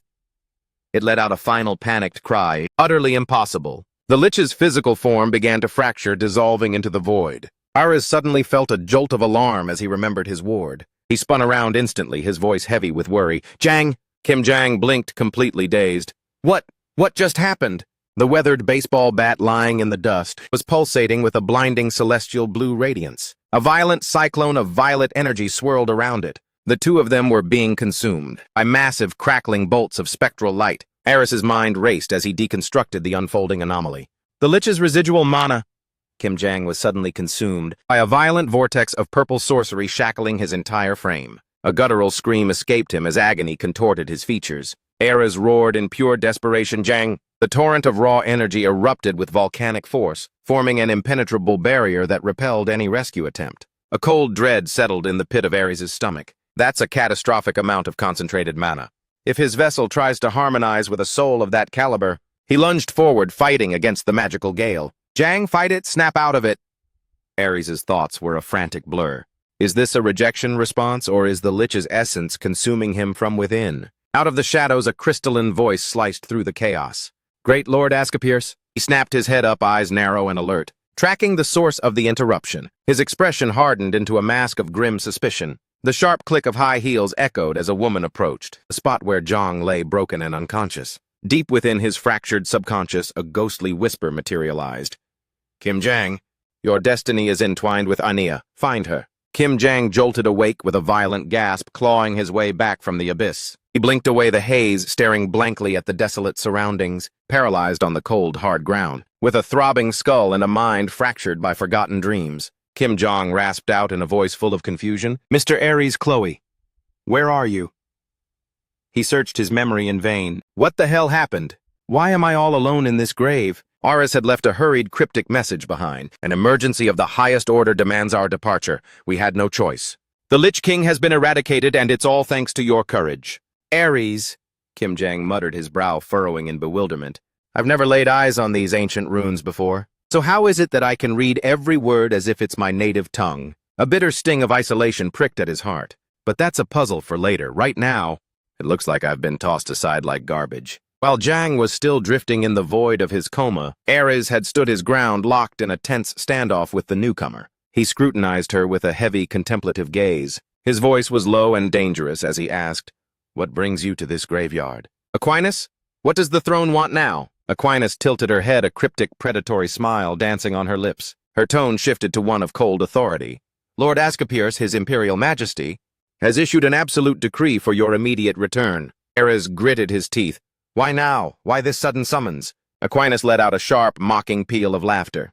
"After all these centuries of service, why do you still play the part of the shocked soldier?" He smoothed her robes with an air of arrogant indifference. "Has the Emperor ever felt the need to consult your feelings, or seek your permission before pulling your leash?" The venom behind Aquinas's words struck a nerve, making his blood boil. She didn't miss a beat, laying out the cold reality of the situation. "The answers you seek are waiting in the heart of the Imperial Palace." Aquinas gestured toward the fallen lich with a bored sigh. "Besides, your bloody work in this wretched tomb is already concluded, isn't it?" Chloe's frantic voice pierced the air from a distance. "Mr. Ares!" At the sound of the girl's distress, Ares immediately shifted, his focus concern flashing in his eyes. Aquinas watched them, her eyes half-lidded in a deceptive, cat-like gaze. Chloe rushed to Yang's side, her voice trembling with worry. "Is he going to wake up? Is he going to be okay? And that monster, is it really gone for good?" Suddenly her body locked up, her eyes widening in recognition. Chloe gasped, her face draining of color. What are you doing here?" She ignored the woman and threw herself down beside the unconscious boy. Chloe shook him frantically, tears welling up. "Jang, please wake up." Aris placed a steadying hand on her shoulder to anchor her. "Steady yourself, Chloe, he's still with us." He explained the situation with a forced calm authority. His system took a massive shock while devouring the lich's core. "He's just reached his limit and blacked out. It's a temporary collapse. His vitals are stable. He isn't going to die here." Having offered what little comfort he could, Ares looked up, meeting Aquinas's piercing, expectant stare. He narrowed his eyes, his mind a whirlwind of conflicting duties. The weight of 1,000 unanswered questions pressed down on him. There is so much left unsaid, so many mysteries surrounding that boy. But, he commanded, his voice turning somber. "Listen, Chloe. Pack the last of our rations and a detailed map. Secure them in a traveler's satchel, and leave them where Jang will find them when he wakes." The little girl nodded solemnly, wiping her eyes. "Yes, I'll make sure he has everything he needs." Aquinas remained a silent statue, observing the touching farewell with a clinical detachment. She stood back, absorbing every detail of the interaction. Inwardly, she found the unfolding drama hard to fathom. Did that mere mortal truly just consume a High Lich's soul? A wave of dark amusement washed over her. Well, this changes everything. A twisted sense of satisfaction glowed within her. Haven't I just stumbled upon the most delicious piece of intel in the realm? Fascinating. Ares broke the silence, his voice heavy as stone. "Let's move. Time is wasting." Aquinas pressed a manicured hand to her lips. "Goodness. This habit of mine, eavesdropping, is truly becoming a problem." Asclepius knelt, retrieving a weathered parchment from the dust. He signaled for Chloe to follow and turned to depart. Asclepius and Aquinas brushed past one another, the air between them frigid. He spoke in a low, gravelly tone that carried a lethal edge. "Consider this a singular warning." He leveled a piercing, ice-cold glare at her. "It would be in your best interest to keep your distance from that young man." She remained entirely unfazed by his intimidating presence. "That is, if you have any desire to live a long life." With those final ominous words, Asclepius stepped through the shimmering spatial rift and vanished. Chloe lingered for a heartbeat, her expression torn with reluctance. Aquinas let a smug, triumphant smirk pull at her lips as she stood before the swirling vortex of the portal. Kim Jang remained sprawled unconscious on the cold stone as she whispered a chilling promise to the empty air. I'll certainly keep that advice in mind. Once the last of them had crossed the threshold, the portal collapsed into a single point of light and winked out. Kim Jang finally stirred, his voice heavy with a sense of betrayal. This is just beyond cold-blooded. He had truly valued their bond. Even if our time together was brief, I genuinely believed we had become as tight-knit as family. Kim Jang shouted at the empty shadows in bitter reproach. And yet you people just dump me in this hole and vanish. I guess in the end, I was the only idiot who took this friendship seriously. He stared blankly at the vaulted ceiling, his heart sinking. He tried to force a note of optimism into his voice. Whatever. I'm sure they had some life or death reason to ditch me like this. Kim Jang furrowed his brow, lost in thought. Ares wrote that the Lich fell because of me. But did I actually contribute anything to that fight? A wave of self-doubt washed over him. I don't feel a surge of power or any different at all. There's no way I actually absorbed that monster's essence. Kim Jang stood solitary in the echoing vast chamber, looking upward with a dazed, hollow expression. A sudden greedy realization sparked in the back of his mind. Wait a second, if I'm stuck here, I might as well scavenge some loot as a consolation prize and see what I find. He let out a shaky, excited boast. I just survived a legendary boss encounter. There's no way he didn't drop some god-tier equipment, right? The first piece of loot, heroic rank. The cursed elf skull orb. The next item appeared. Legendary rank, the scepter of agony and despair. A cascade of high-level gear manifested before him. Unique rank, demon sword of the brutal shriek. Legendary rank, blood ritual short sword. Heroic rank, warhammer of the terrifying phantom. Kim Jang hesitated, his hand trembling. Actually, never mind. I have a bad feeling that the moment I touch these, I'll be cursed into oblivion. A solitary map and a weathered compass sat abandoned on the parched earth of the arid wasteland. Kim Jang eyed the meager supplies with deep suspicion. Just a map and a compass, seriously. He scratched his head, the frustration mounting. For a guy who relies entirely on GPS and navigation apps on a smartphone, like I do, this analog stuff is a total nightmare. He squinted, focusing all his mental energy on the parchment. According to these cryptic symbols on the map, if I can somehow survive the trek through the western forest, I should eventually hit a civilization. He let out a loud, exasperated groan. Why does every destination have to be so damn far? At the end of the day, it's just me against the world again. A jagged skeleton lurched out of the shadows, barring Kim Jang's path with a clatter of bones. He tightened his grip on the baseball bat and shattered the undead's skull. He reflected on his lonely journey as he marched on. And just like that, 3 grueling months have passed since the day Ares and Chloe disappeared from my life. I've been a ghost wandering this unforgiving wilderness alone. Kim Jang felt a sudden swell of gratitude in his chest. It's only because of the survival skills I inherited from Ares and the street smarts from Chloe that I've managed to claw my way this far without ending up as a pile of bones myself, even if this entire journey lately has been a soul-crushing exercise in solitude. A flicker of hope finally ignited in Kim Jang's eyes. He felt a massive weight lift from his shoulders. I've finally made it. I'm out of that desolate hellscape. A vibrant emerald forest with thick, towering canopies bathed in the warmth of the gentle sunlight unfolded before Kim Jang's weary eyes. The sight moved him to the core. Fresh grass and living green trees. This is the first time in nearly a year that I've seen anything other than sand and rot. Kim Jang closed his eyes, savoring the scent of life for a long moment. What a divine fragrance. Finally, I've found a slice of peace, a truly breathtaking landscape. No more bloodthirsty beasts or suffocating sandstorms. A violent explosion erupted right before his path, leaving Kim Jang completely shell-shocked. He lowered his head in utter exasperation. Of course, I just had to jinx it. A small, muddy puddle rippled on the forest floor. A heartbeat later, a figure sprinted past in a frenzy, trampling right through the center of that puddle. On fled for his life, his lungs burning with every breath. As he scrambled away, his mind was a chaotic loop of despair. Damn it all. To hell with this! On's psyche screamed, why me? He hadn't even gained significant ground when a shockwave detonated, sending On spiraling through the air. Carried by the brutal momentum, he slammed violently into the unforgiving earth. On gnashed his teeth, hissing in pure frustration. How could a monstrosity this terrifying be lurking in a place like this? As the wyvern's shadow loomed over him, radiating malice, On felt the cold grip of primal terror seize his heart. In a low-level zone like this, why is there a damn wyvern? His face drained of all color. This is it, I'm dead. On's trembling gaze shifted toward Robert's remains. Even the mighty Robert, the most elite martial artist in our entire squad, was slaughtered before he could even land a single blow. What hope does a bottom-tier bronze-rank hunter like me have against a calamity like this? The wyvern's piercing, murderous stare and its savage aura left him paralyzed with fright. This was supposed to be Nothing more than a routine goblin cull. Without warning, the wyvern unhinged its massive jaws, letting out a bone-chilling roar. An squeezed his eyes shut, braced for the end, as a tidal wave of dread washed over his soul. Is this where my story ends? Just as his life hung by a fraying thread, Aniosa surged forward, launching a desperate strike at the beast. The sound of the clash forced An to open his eyes in disbelief. He was met with Aniosa's sharp, determined profile. Collapsing back onto the dirt, An cried out her name in a panic. Distracted by his frantic, "Shout the girl!" shot a fierce glare over her shoulder, and barked at An. "Why are you just sitting there like a corpse? Move, get on your feet now." An struggled to crawl away, his equilibrium shattered by sheer fright. "Why would you come back for me?" "I stayed behind as bait specifically so you could escape." Aniosa let out a sharp, breathless chuckle. "Did you really think I'd let you hog the spotlight as the tragic hero?" A flicker of agonizing guilt crossed An's weary face. The elusive Aniosa!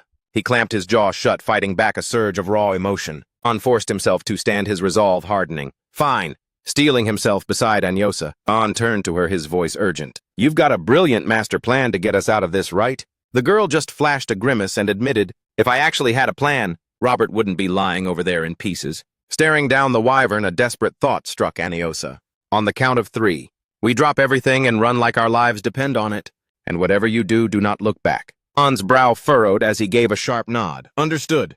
Aniosa braced herself and shouted, "1!" But before 3 could even escape her lips, the girl was sent cartwheeling through the air by a sudden invisible force. An stood rooted to the spot, his mind failing to grasp the carnage. He looked over to see her broken form on the ground and let out a gut-wrenching scream. "Aniosa!" Before the shock could even settle, a lone arrow whistled through the air from behind him, brushing past An's ear. That arrow flew straight into the path of the wyvern. "No." An's heart plummeted. "If you're here too, then we're all—" The moment he recognized the silhouette emerging from the brush, he gasped inwardly, "Ceres!" Eris gripped her bow, her voice trembling with nerves. "I'm so sorry, An. I just couldn't live with myself if I abandoned the only family I have left." An's voice cracked as he yelled, "Ceres! Run, save yourself while you still can." The words had barely left his mouth when the wyvern lunged, charging toward them with predatory speed. Eris looked up, paralyzed by absolute soul-crushing horror. "No, please, no." Terror consumed her, her mind spiraling into a void of pure panic. "Please, someone, anyone, save us." As the wyvern unhinged its monstrous, jagged gullet, Ceres stood paralyzed, tears streaming down her pale face. At the pulse-pounding brink of certain death, a sudden thunderous strike intervened, sparing the life of the sovereign Ceres. Ceres and An erupted into synchronized shrieks of pure terror. That devastating blow had been delivered by none other than Kim Jang. He had materialized at the ultimate second to snatch victory from the jaws of defeat. Seeing the lethal threat neutralized so effortlessly, An and Ceres collapsed into deep, simultaneous bows. "We owe you our lives, thank you." The pair remained doubled over, offering their profound, heartfelt gratitude to Kim Jang. He rubbed the back of his neck awkwardly. "Forget it, it was nothing special." But An lunged forward, seizing Kim Jang's hands in a desperate grip, and proclaimed with intense conviction, "Don't you dare say that." An squeezed Kim Jang's hands, his voice trembling with emotion. "Jang, you are the literal answer to our prayers. If you hadn't charged in to intervene, Jang, we'd all be staring at the gates of the afterlife by now. It's a miracle that Yosa is even breathing right now." As he spoke, a staggering realization hit An like a physical blow. "But seriously, the fact that you obliterated a wyvern with a single solitary strike is completely beyond the realm of human possibility." He stared at the mangled carcass of the wyvern in sheer, unadulterated shock. "Is it possible, Jang?" An swallowed hard, his voice dropping to a reverent whisper. "That you're actually an elite, high-ranking hunter?" Kim Jang opted for silence, his expression unreadable. An stood there, his curiosity burning brighter by the second. "Could you be a gold-rank legend? Or don't tell me, are you a mythical platinum-rank powerhouse?" When Kim Jang offered no confirmation, Ceres and An both fell into a stunned silence, completely mesmerized by the mystery. After a beat of quiet, Kim Jang blinked and asked with total innocence, "What on earth are those ranks you keep mentioning?" The sheer sincerity of his cluelessness left both hunters so blindsided that they were rendered utterly speechless. Kim Jang just stood there wearing a lopsided grin that radiated pure, unrefined awkwardness. An muttered in dazed confusion, "I see how it is," as he hoisted Anio Say onto his shoulders to begin the trek back. Before they set off, he couldn't resist glancing back one more time.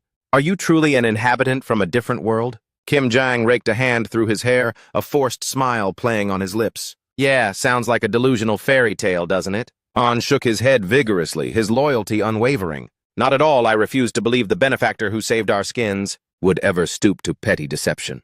Ceres jumped in her mind, racing to connect the dots. Even though I've never encountered a story like yours, if high-level teleportation magic is a reality, then interdimensional travel is definitely on the table. You're a world hopper from across the veil, aren't you? On leading the way overheard and whispered a soft affirmation. Ceres is onto something. It makes perfect sense. Are you absolutely sure I can't carry that gear for you? Forget it. How could I possibly impose such a task on our savior? The truth is, even we haven't mapped out every dark corner of this massive world yet. Kim Jang's brow furrowed as he mused internally. So a lost soul like me is a rare anomaly in this land? Han suddenly froze in his tracks, eyes wide. Wait, I almost forgot the most mind-blowing part. He began recounting the scene with breathless awe. Out of nowhere, this terrifying phantom beast appeared, and literally devoured the entire wyvern whole. Then it just shifted back into that iron bat of yours. The mana pouring off that thing was absolutely suffocating. Han turned back, his eyes sparkling with childlike wonder. In the world you come from, does everyone wield supernatural powers like that? Jang? Kim Jang offered no reply, trudging forward with a weary sigh. He eventually spared the glance and replied casually, something like that, I suppose. At this, Han's excitement peaked. I knew it, that is absolutely legendary. Observing the man's exuberant reaction, Kim Jang sighed inwardly, resigning himself to the farce. Maybe letting them stick to this misunderstanding is better than trying to explain the reality of my situation. Suddenly, Han broke his internal monologue with a joyous shout. Look, there she is, we finally made it. Jang looked around, his eyes widening at the sight of civilization. This place is the eastern frontier of the Lamenia Kingdom, the legendary city of Siltrox. At the sight, Kim Jang's eyes began to mist over. Han noticed and looked concerned. He slowed his pace and asked, Is something wrong, Jang? Or is the city not living up to your expectations? Kim Jang hastily brushed away his tears and stammered, No, it's not that. Quite the opposite, actually. He took a deep breath before admitting, It's just... The two navigated through the dense, vibrant market stalls. It's been an eternity since I've witnessed a scene this lively and full of human warmth. Before long, the pair sought refuge in a local tavern. Kim Jang tore into a succulent leg of roasted mutton. He drained a frothing tankard of ale in a single desperate gulp.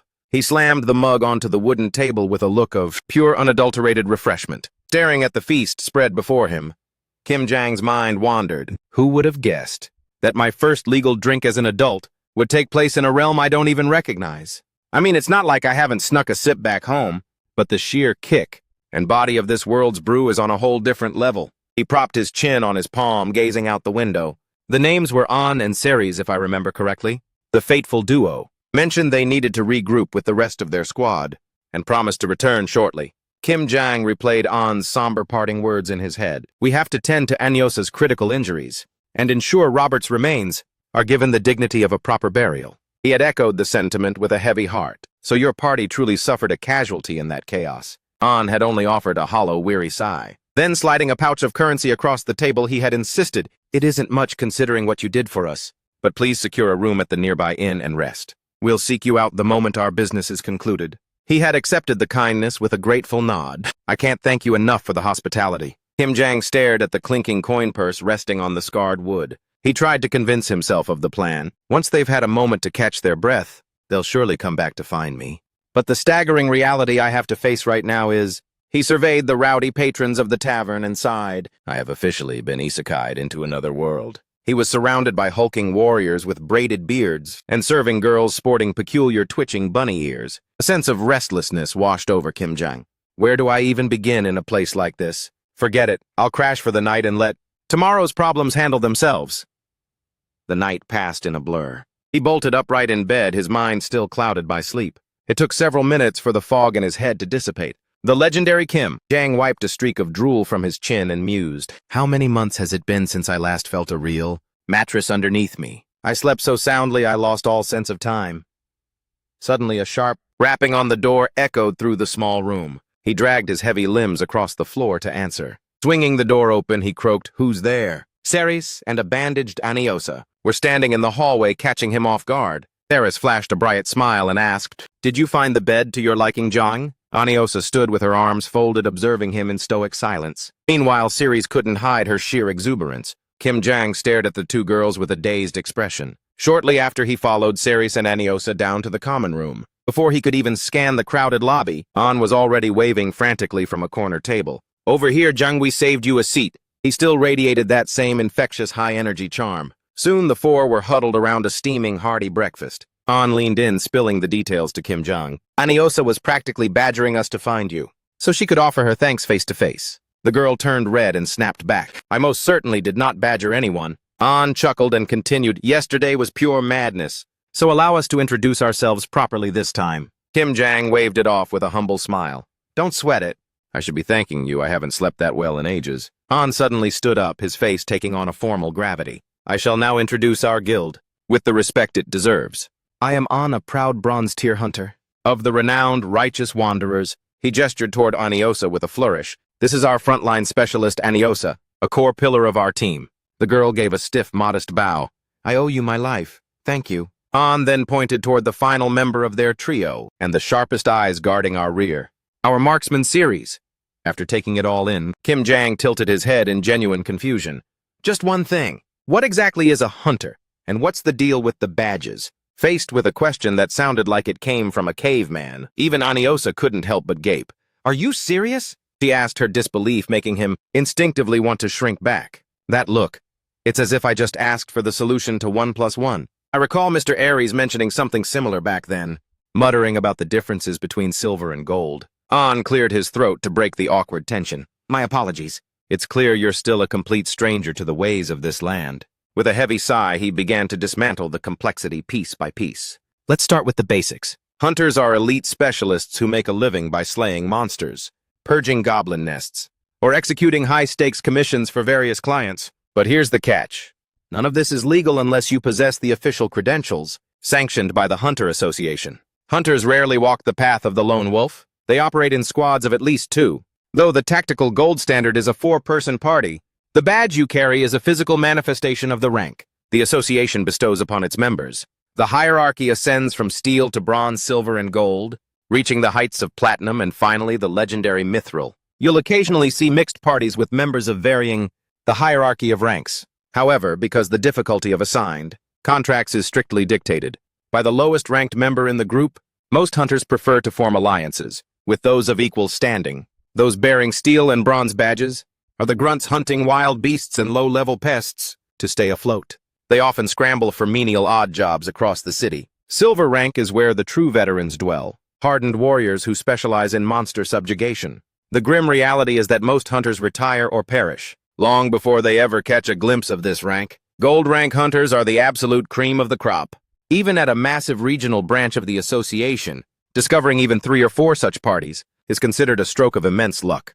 Once you hit gold, you're usually expected to act as a mentor leading multiple silver rank squads, rather than just sticking to an all-gold elite unit. As for the platinum rank, they're shrouded in mystery, but whispers suggest there are fewer than 20 in the entire world. I haven't crossed paths with a single one in my entire life. And then there is the pinnacle, the mithril badge, the purest platinum. Legend has it that in the entire bloody history of this continent, only 10 individuals have ever earned that distinction. And even in this age, there are a mere 3 mithril tier titans, still active on the field. They aren't just hunters, they are living gods. Kim Jang swallowed a spoonful of soup, absorbing the weight of it. I see. This world revolves around this ranking system. An continued to delve into the nuances. A badge isn't merely a measure of your combat prowess. It's your primary ID, your credit score, and a symbol of immense social prestige, which is why a stolen hunter's badge commands an astronomical price on the black market. Needless to say, falsifying a hunter's identity is a capital offense that carries a brutal sentence. To climb the ladder and upgrade your status, you're required to grind through countless brutal commissions for the association. An shifted gears to explain their humble status. Our squad is currently stuck at the bronze rank. It's nothing to brag about in the grand scheme, but it keeps us fed and provides a roof over our heads. Kim Jang nodded slowly. The picture is becoming clearer, but internally he groaned. My brain is about to short-circuit from this lore dump. Suddenly An's gaze sharpened as he spoke up. While we're laying all our cards on the table, Kim Jang perked up, sensing a shift in the air. An leaned in with a formal invitation. We truly hope that you, Jong, will consider joining our ranks. Kim Jang blinked in shock. Me, you want me? An, sensing the hesitation, frantically waved his hands to dispel any pressure. Look, we aren't trying to coerce you into anything. It's just that you're a stranger in a strange land, and you're going to need a steady income. not to mention a legal identity to survive. And our little party? And just happens to have a vacant slot that needs filling. Kim Jang took another contemplative slurp of soup. He's not wrong. Until I can find a way back to my own world, I have to learn the rules of this game to survive. I need gold in my pocket and eyes on the ground. Suddenly, Aniosa slammed her hand down, losing her patience. They told me you're a freaking monster in combat. An and Ceres both swear on their lives that you pulverized a wyvern with a single solitary strike. If that's the reality, then on future missions, you'll never have to fear the Reaper's touch again. Suddenly, a venomous voice cut through the girl's excitement. That is a blatant, pathetic fabrication. Aniosa whipped her head around toward the intruder. A young woman's palm slammed onto the table with a thunderous crack. You slaying a wyvern in one hit. The girl with the golden ringlets interrogated them with a sneer. If you're going to spin a tall tale, at least make it somewhat plausible, wouldn't you say? Kim Jang's gaze turned icy. Who's this? Another uninvited guest crashing the party. Aniosa growled in pure annoyance. Ha! Cut the arrogant theatrics and crawl back into your hole, Mary. Mary flashed an elitist, condescending smirk. Oh my! Since when were lowly pets permitted to dine at the same table as humans? Ah, the noble expert and leader, Mary Chatillon. Mary continued her verbal assault without missing a beat. Pure human race, and you? You're shedding mangy fur everywhere. Make that beast consume its filth on the floor. Exactly where it belongs. Aniosa shrieked, her face flushed with fury. What the hell did you just say to me? An lunged forward to intervene. Everyone stay calm. Aniosa, stop. Mary shifted her predatory focus to Kim Jang. She narrowed her eyes, scanning him with a sharp, probingly look. I don't recognize your face in these parts. Are you the hero who allegedly felled that wyvern? He met her gaze with a flat calm, yes. Mary arched an eyebrow, her skepticism bleeding through. So, did you bring back any trophies to prove it you could have harvested a literal king's ransom from such a legendary carcass? An jumped in to offer an explanation, see about that. But Mary silenced him with a sharp wave. She cleared her throat and drenched her words in sarcasm to mock An's incompetence. Of course you didn't bring a thing, because from the very beginning this entire story was nothing but a farcical lie. Kim Jang's patience evaporated under the weight of Mary's insults, and he stepped forward to deliver a much-needed reality check. I was willing to play nice and let this slide, but even my tolerance has a breaking point, lady. However, she only doubled down on her provocation. Oh, and what if I find pleasure in trampling over that line? What exactly do you intend to do about it? Mary laughed mockingly, throwing the gauntlet at Kim Jang's feet. Let's see if you actually have the spine to lay a finger on me. The moment she finished, the final thread of his restraint snapped. Kim Jang erupted in a flash of rage. What? This spoiled little brat is rapidly becoming an eyesore I need to remove. The fierce Mary, stung by the insult to her stature, screeched at him. A brat, bold words coming from a filthy commoner who crawled out of some nameless gutter. Kim Jang refused to yield an inch. He barked back vehemently, a filthy commoner. Who are you calling trash? Just as the confrontation reached its boiling point, a tall blonde man suddenly interjected himself between the two, his voice smooth. I must offer my sincerest apologies for this outburst. Kim Jang stared at the newcomer with pure disbelief. The man offered a polished, seemingly friendly smile. Mary scowled, glaring at Brian with unmasked irritation. Listen here, Brian. Who gave you the authority to interrupt my business? The newcomer, Brian. Human race, another noble expert. He responded with an infuriatingly casual tone. My deepest apologies, my lady. Be that as it may, I believe our presence has become quite the nuisance. It is time we return to our own table. He then placed a familiar hand on her shoulder, speaking in a doting, almost patronizing tone. Come now, let's go finish our meal. Kim Jang's blood boiled instantly at the dismissal. Hey! Meanwhile, Mary hissed with a venomous warning. Remove your hand from me this instant. He couldn't take the disrespect and bellowed his question. Hey, I'm not finished talking to you. Who the hell do you think you are butting in? In a heartbeat, Brian's eyes transformed into shards of ice. He ground his teeth together, the air around him chilling. His gaze whipped around, pinning Kim Jang with a lethal glare. It's quite simple, and we are ending this little drama right here, understood? Jang was momentarily taken aback by the sudden killing intent. The corner of his mouth twitched before he let out a heavy sigh. You've got to be kidding me. Kim Jang stared Brian down. His expression twisted, in a look of pure, unadulterated disgust. The two of you are seriously starting to piss me off. As those words left his lips, the entire tavern plunged into a suffocating silence. He locked eyes with Brian, his gaze smoldering with silent fury, while the nobleman did nothing but sneer, peering down at Kim Jang with absolute cold-blooded disdain. In that volatile moment, Aaron suddenly intervened, tugging gently at the man's sleeve to defuse the explosion. Easy now. There's no reason to turn this entire tavern into a battlefield, is there? She turned a stern eye toward the blonde. You too, Brian. That's quite enough posturing. Then she delivered a blunt reality check. Let's be honest. Mary was the one who ignited this fire in the first place. Hearing the truth, Brian's patience evaporated and he let out a sharp sigh. Erin, ever the voice of reason, shifted her focus toward Kim Jang, catching him off guard with her directness. Truthfully, we owe you a sincere apology for her behavior. The newcomer Erin, a noble expert of the dwarf race. She continued with a tone of measured wisdom. The real issue is, the claim that you pulverized a wyvern with a single blow is a feat so legendary it's difficult for anyone to swallow. I suspect that's why her tongue became so sharp and disrespectful.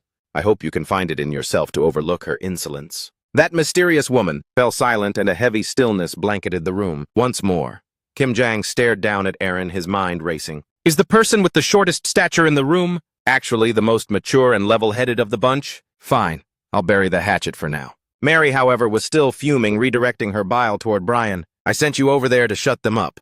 So tell me, why the hell are you the one picking a fight now? Kim Jang paused, his eyes scanning the tavern, taking a mental inventory of everyone's reaction. An caught his eye and offered a nervous, light-hearted chuckle. Nearby Ceres bit her lip, her face etched with deep-seated worry. Kim Jang let out a long breath, feigning a casual shrug as he spoke. Look, I'm not looking for a bloodbath in a tavern either, so just get her out of my sight before I change my mind. Relief washed over Erin's features as she nodded. You have my deepest gratitude for your restraint. Glancing back at Mary's mocking, unrepentant smirk, Jang felt his blood boil again and urged Brian through gritted teeth. Better drag her away quickly, Brian. Before she pushes me to do something we'll both regret. Ceres forced a gentle smile, trying to soothe his frayed nerves. Jang, you did the right thing by holding back. Mary's words are like thorns, but her soul isn't entirely rotten. If you say so. Kim Jang took a stabilizing breath, his voice dropping to a serious tone. Regardless, he turned his attention back to An and An, Yosa cutting straight to the heart of the matter. If I'm going to survive as a hunter in this world, his eyes igniting with a new sense of purpose, then tell me what is the first move I need to make. An later pressed a cold metallic badge into Kim Jang's palm. He explained the process with an upbeat, encouraging grin. It's simple, you just need to cover the registration fee. Jang stared at the badge, his entire body going rigid. So even in another world, it all comes down to cold, hard cash. He hesitated, his voice trailing off. Wait, do you even have money? That small sum I gave you yesterday? There can't be much of it left after that feast. A flicker of awkwardness crossed Kim Jang's face. I remember my former companions, leaving me with a parting gift. With a flick of his wrist, he upended his coin pouch. A solitary, shimmering gold coin tumbled onto the table. Kim Jang stammered, Oh, only one. An's face lit up instantly. Is that a genuine gold coin? He began to explain with breathless enthusiasm. One of those is worth a staggering 1,000 crowns. In our currency system, every coin carries a massive weight in exchange. Jang's heart leaped with sudden excitement. So this is more than enough to register, right? An nodded happily. Absolutely, the fee is a mere 500 crowns. Kim Jang's expression immediately soured. Half a gold coin for a piece of metal. The table fell back into a long, awkward silence. An eventually cleared his throat to break the spell. Well, while you're processing your official hunter registration, we have some business of our own to attend to. Kim Jang blinked. Wait, you guys are taking off already? An shrugged, his tone tinged with professional regret. There's a mountain of logistics to climb before we can launch our next subjugation mission. Listen, Jang, take these next few days to sharpen your blade and prepare yourself for what's coming. He offered a final parting salute. Meet us back here in 3 days' time. Kim Jang's jaw nearly hit the floor. 3 whole days of waiting. An let out a soft, knowing chuckle. He leaned in to provide one last piece of intel. The inn you're currently staying at is actually an official hub run by the association itself. An gave him a parting piece of advice. The majority of the patrons here are veteran hunters, making this the perfect arena for you to network and learn the ropes. He gestured toward the chaotic quest board. If boredom strikes, you might want to test your mettle with a few entry-level tasks. With a final nod, he departed alongside Ceres and Eniosa. In 3 days, if you're still a lone wolf without a party, or find yourself with nowhere else to turn, our doors are always open to you. Regardless of whether you officially join our squad, we're still committed to tackling that subjugation raid as a unit. Kim Jang's ears perked up at the prospect. I'll give your proposal the serious consideration it deserves. An offered a parting wave and a playful shout. Just try to stay out of trouble and don't wander off too far. Ceres bid him a warm farewell, her voice full of genuine kindness. He returned the gesture, watching them disappear into the crowd. Don't you worry about me, I've got this. The warrior, Kim Jang, lingered until they were out of sight. finally exhaling a heavy sigh of pure exhaustion. He muttered under his breath, "What an absolute whirlwind of a morning!" He shifted his gaze to the metallic badge resting in his palm, with a look of utter bewilderment. "So, this tiny scrap of metal actually costs a staggering 500 crowns. Kim Jang spiraled into a vortex of frantic mental math. The breakfast spread I just devoured was a mere 3 crowns per head. Factor in the top-shelf booze, the feast and the lodging from last night, and the grand total only hits 25 crowns. The terrifying reality of his financial situation suddenly clicked. This single gold coin is essentially a 20-day lifeline, covering every single basic necessity. Good grief, just imagine how many bowls of hearty soup this small fortune could have secured. Overwhelmed by the loss, Kim Jong dejectedly slumped over the table. He wailed in despair, "God, I miss the comforts of home.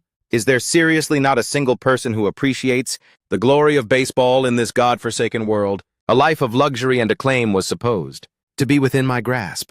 He looked pathetic as he practically wept a river of salt. And yet here I am reduced to pinching every single copper just to survive. Kim Jang's eyes suddenly locked onto the mission board. "A subjugation contract, huh? I suppose it's time I started gearing up for the real deal." A short while later, he emerged sporting a surprisingly sharp new ensemble, his trusty baseball bat strapped securely to his back. The shopkeeper was practically gushing with flattery. "By the heavens, that attire fits you like a glove, young master." She continued with a predatory welcoming beam. "That brings your total to a modest 230 crowns, sir. And that's the special valued customer discount just for you." The moment the price hit his ears, Kim Jang's face drained of all color. "That is an absolutely extortionate price tag." The clerk, having successfully closed the deal, was radiating joy. "We look forward to your continued patronage, brave hunter." He stomped out of this boutique, grumbling incessantly. "It's a miracle I'm such a cheapskate. Otherwise I never would have had the guts to even eye that plate armor." Kim Jang stood amidst the bustling street surveying his surroundings. "What's the play?" he began to strategize. "What's my top priority right now?" He knitted his brows, lost in deep thought. "My pockets are feeling dangerously light after that shopping spree. I guess it's time to swallow my pride and hunt for a quest." Steeling his resolve, he marched toward the association desk. Kim Jang slammed his palm onto the counter, attempting to look dashing as he winked at the receptionist and declared, "Sign me up for a contract, I'm ready for action." She replied with a cheerful yet professional explanation. "Ah, our newest recruit from this morning. I'm afraid those elite missions require a bronze rank at minimum, so you're currently ineligible for high-tier combat. The entry-level tasks for the steel rank are listed over on this side of the board." Kim Jang nodded along, his ego slightly bruised. "Understood, lead the way." Hoping for a grand debut, he accepted his first official quest, but the reality of his situation was painfully ironic. And so the epic first mission I had been dreaming of involved hauling heavy sacks of flour like a common laborer. Kim Jang spent the entire day drenched in sweat, mucking out stables. Following that, he found himself kneeling by the riverbank, scrubbing piles of strangers' filthy laundry until his hands were raw. The more he dwelled on it, the more his resentment boiled over. They seriously call this being a hunter. This isn't monster slaying, it's unpaid internship-level scut work. After a grueling day of labor, the sky finally bruised into twilight. Kim Jang dragged his battered, aching body back through the darkening streets. He couldn't help but let out a soul-crushing sigh. "All I accomplished today was proving I'm a first-rate pack mule. Can't feel even a microscopic shred of professional pride in becoming a hunter." Under these pathetic circumstances, he stared at the pittance of copper in his palm and let out a guttural groan. The grand total for a back-breaking day of unrelenting toil was a miserable 30 crowns. This is literally a bottom-tier hand-to-mouth existence, grinding through life paycheck to paycheck, isn't it? The exuberant fire in his eyes had been replaced by a haggard, hollow stare. It doesn't matter the dimension.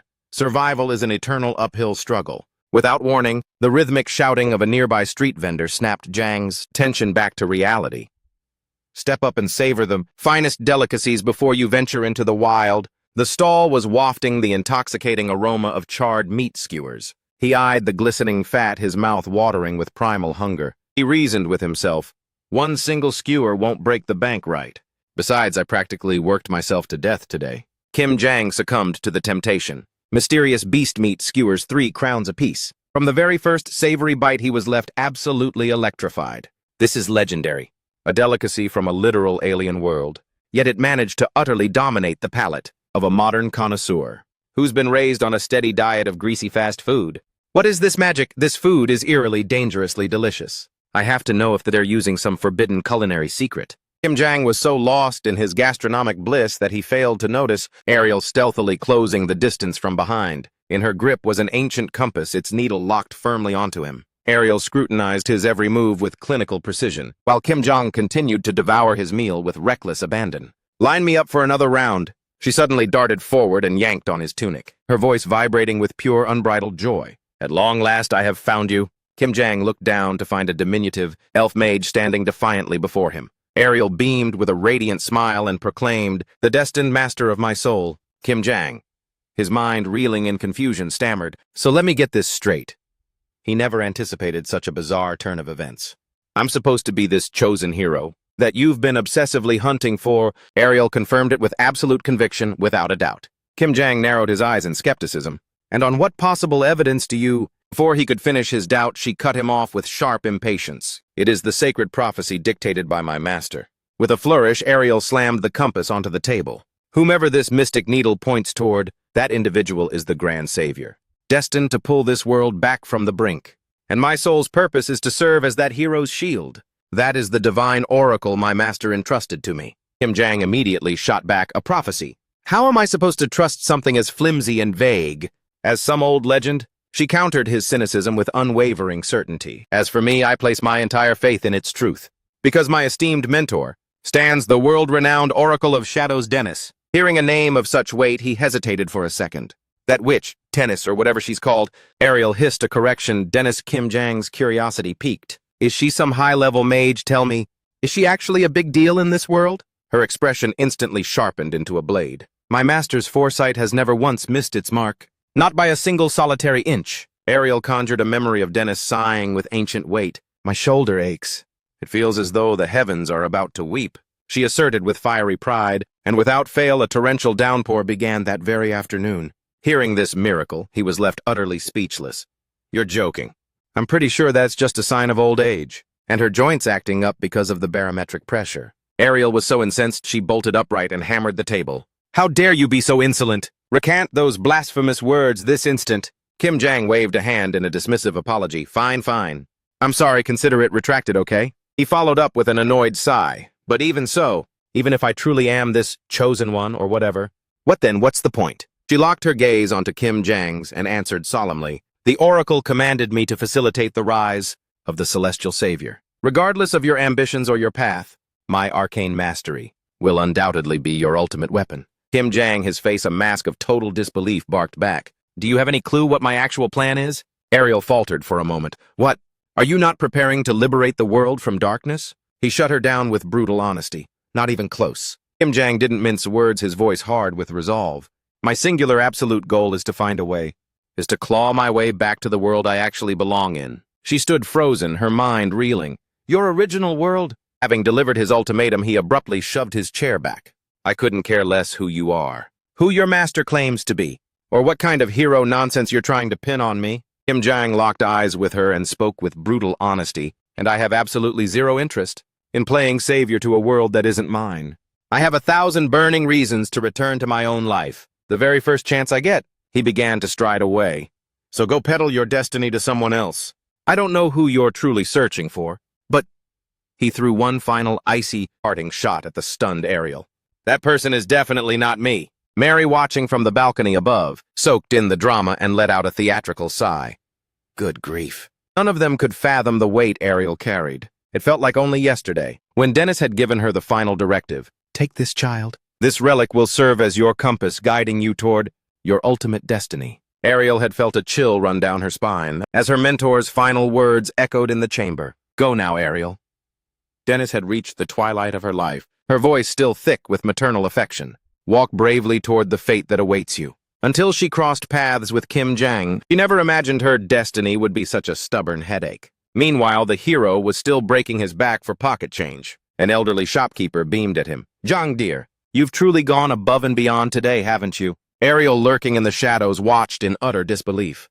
What is this man thinking, wasting his day like this? Why is he squandering his potential on such pathetic chores? The old woman cackled with delight. "You've been a godsend, so I've tucked a little extra bonus into your pay today." Kim Jang's face lit up like a Christmas tree. "You're a saint, ma'am." Watching the exchange, Ariel's brow furrowed in suspicion. Is he so incredibly destitute that he's down to his last copper? A wave of bitter disappointment washed over her. "Master, is this pathetic man truly the destiny You promised I would find— Ariel pondered the riddle until her head throbbed. What am I supposed to do now? Suddenly Kim Jang's voice cut through her spiraling thoughts. Are you seriously still stalking me? He wiped the grime from his brow, eyeing her with weary confusion. You've been shadowing my every move. Since the sun came up, Kim Jang softened his tone, offering a shred of pity. Look, kid, just give it a rest. Go back to your master and tell them you made a mistake. He purposely avoided Ariel's pleading gaze. Because I am not the legendary savior from your bedtime stories. Not by a long shot. Her voice suddenly lost its warmth, turning brittle and cold. My esteemed master. Ariel didn't flinch as she spoke the truth. She has already passed on. A sharp pang of guilt pierced through Kim Jang. I'm sorry, I didn't mean to dig up such a painful memory. She went silent for the beat, then asked with renewed intensity, You are truly desperate to return to your world, aren't you? In that moment, her resolve hardened. Then I shall be your guide. Her voice rang out with absolute unshakable steel. Whether your goal is crossing dimensions or shoveling manure in a stable, Ariel locked eyes with him and made her declaration, I will be the shadow that supports you. The following dawn at the guild An meticulously buckled his greaves. He was a picture of grim determination, fully prepared for the upcoming bloodbath. Ceres's voice sliced through the morning air. An! She scanned the bustling hall, unable to mask her growing dread. Jang is nowhere to be found. He's not in his room, and he's not in the common area. An paused, a look of surprise flickering across his face. Really, that's not like him at all. Just then, Mary sauntered over with her usual arrogant swagger. Obviously, the coward tucked tail and vanished. Ceres bit her lip, unable to find a retort. Clad in gold filigreed armor, Mary sneered at them. After all that hollow boasting about slaying a wyvern with a single strike, he probably realized he couldn't back it up and bolted in the night. An snapped back instinctively. Mary enough. He eyed her heavy armament with a suspicious frown. What are you doing here in full battle regalia? Mary tossed her hair back with an air of supreme confidence. Are you lot really that out of the loop? She shifted into her lecture mode voice, dripping with condescension. Recent intelligence reports indicate that anomalous monsters completely alien to the Siltrox ecosystem are swarming the outskirts in unprecedented numbers. She crossed her arms, looking down her nose at An's ragtag team, which is exactly why the Noble Expert Party has been handpicked for the prestigious mission of patrolling this entire sector. Mary didn't miss the chance to gloat further. We've been tasked with overseeing the perimeter and providing a safety net for the pathetic rookies who are currently drowning in their own incompetence. An's expression twisted into one of pure revulsion. Mock me or series all you want. I've grown thick-skinned, and I'll let your petty insults slide. But I'm warning you, keep his name out of your mouth. Veronica, a member of the elite business tribe and a mainstay of the Noble Expert Party, chimed in with a tilted head. So who exactly is this Jang that has you all so riled up? Brian shrugged nonchalantly. You weren't around for the fireworks, so you missed the show. He's the one who supposedly— Wait, he wasn't even granted the floor. Ceres exploded in a rare display of raw fury. You listen to me. Mr. Jang is the man who pulled us back from the brink of death. If you persist with this baseless slander, don't expect us to just sit here and take it. Mary erupted into a shrill, mocking peal of laughter. The last time I caught a glimpse of him, your valiant savior, it looked less like a hero and more like a man lost in a romantic tryst. Ceres's blood ran cold. A tryst. Mary let out a dramatic sigh of feigned pity. Oh yes, he was parading around with some little elf girl. They were whispering sweet nothings about destiny and soulmates. She leaned in closer, her voice dripping with venomous mockery. It's painfully obvious those two were far too busy playing house to spare a single thought for their promise to you losers. Ceres's gaze transformed into something truly predatory, locking onto Mary with a terrifying intensity. That is a pathetic, fabricated lie. The sheer weight of her killing intent turned Mary's face ashen. Ceres's voice dropped to a hollow, haunting whisper. Mr. Jang is a stranger to this realm, a man from another world, who didn't have a soul to rely on besides us. And you expect me to believe that in just 3 days he's found himself a girlfriend? Your delusions have reached a pathetic new low. Test my patience one more time and see what happens. Just as Mary's knees began to buckle under the pressure, Kim Jang strolled into view. Yeah, and who exactly claims I've abandoned my post? Mary spun around, her heart nearly leaping out of her chest. Brian maintained a cold, unreadable mask while An let out a gasp. Kim Jang stood before the group bathed in the morning light, with Ariel peering out shyly from behind his shoulder. He tentatively scanned the hostile faces in the room. He threw a casual high-energy wave at the crowd. Long time no see. Did you miss me? An nearly vaulted over the table in sheer relief. Jang. Kim Jang's face broke into a confident, winning grin. He leaned against the doorframe, unfazed. I haven't missed the boat, have I? Mary's finger snapped up in an accusatory point. You treacherous rat. Ariel and Kim Jang met her outburst with a wall of stony silence. Mary's voice shrieked with righteous indignation. We had a pact to form an alliance, and you went behind our backs to recruit your own private party. She snarled, her pride wounded. You're nothing but a shameless, two-faced traitor. He tilted his head, his tone deceptively mild. And why exactly are you sticking your nose in my business? Kim Jang addressed the group with calm authority. This arrangement was purely elective, no strings attached. So our personal choices are none of your concern. Nonetheless, I'll admit this turn of events caught me off guard. An looked at Ariel, his eyes wide with wonder. An actual sorceress from the elf tribe. I never thought I'd live to see a real-life elf with my own two eyes. An asked, unable to contain his curiosity. How on earth did the two of you cross paths? Kim Jang rubbed the back of his neck sheepishly.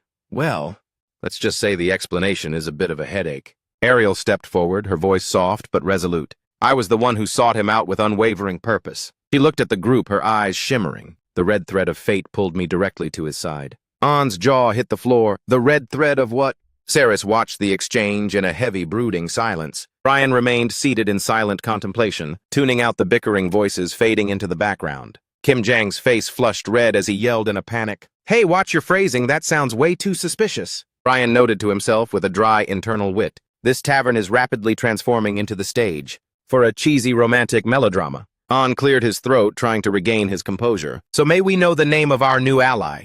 Ariel's ethereal, beautiful face turned toward him, absorbing the question with grace. She offered a polite, gentle bow. I am Ariel. An leaned in, his excitement starting to resurface. Ariel, do you also intend to join us on this high-stakes subjugation mission? She asserted with absolute conviction, without a doubt. I have zero interest in pursuing any path. That doesn't involve guarding Jang's back. That's precisely why I secured my own hunter's license. Yesterday, he nodded, impressed. I see.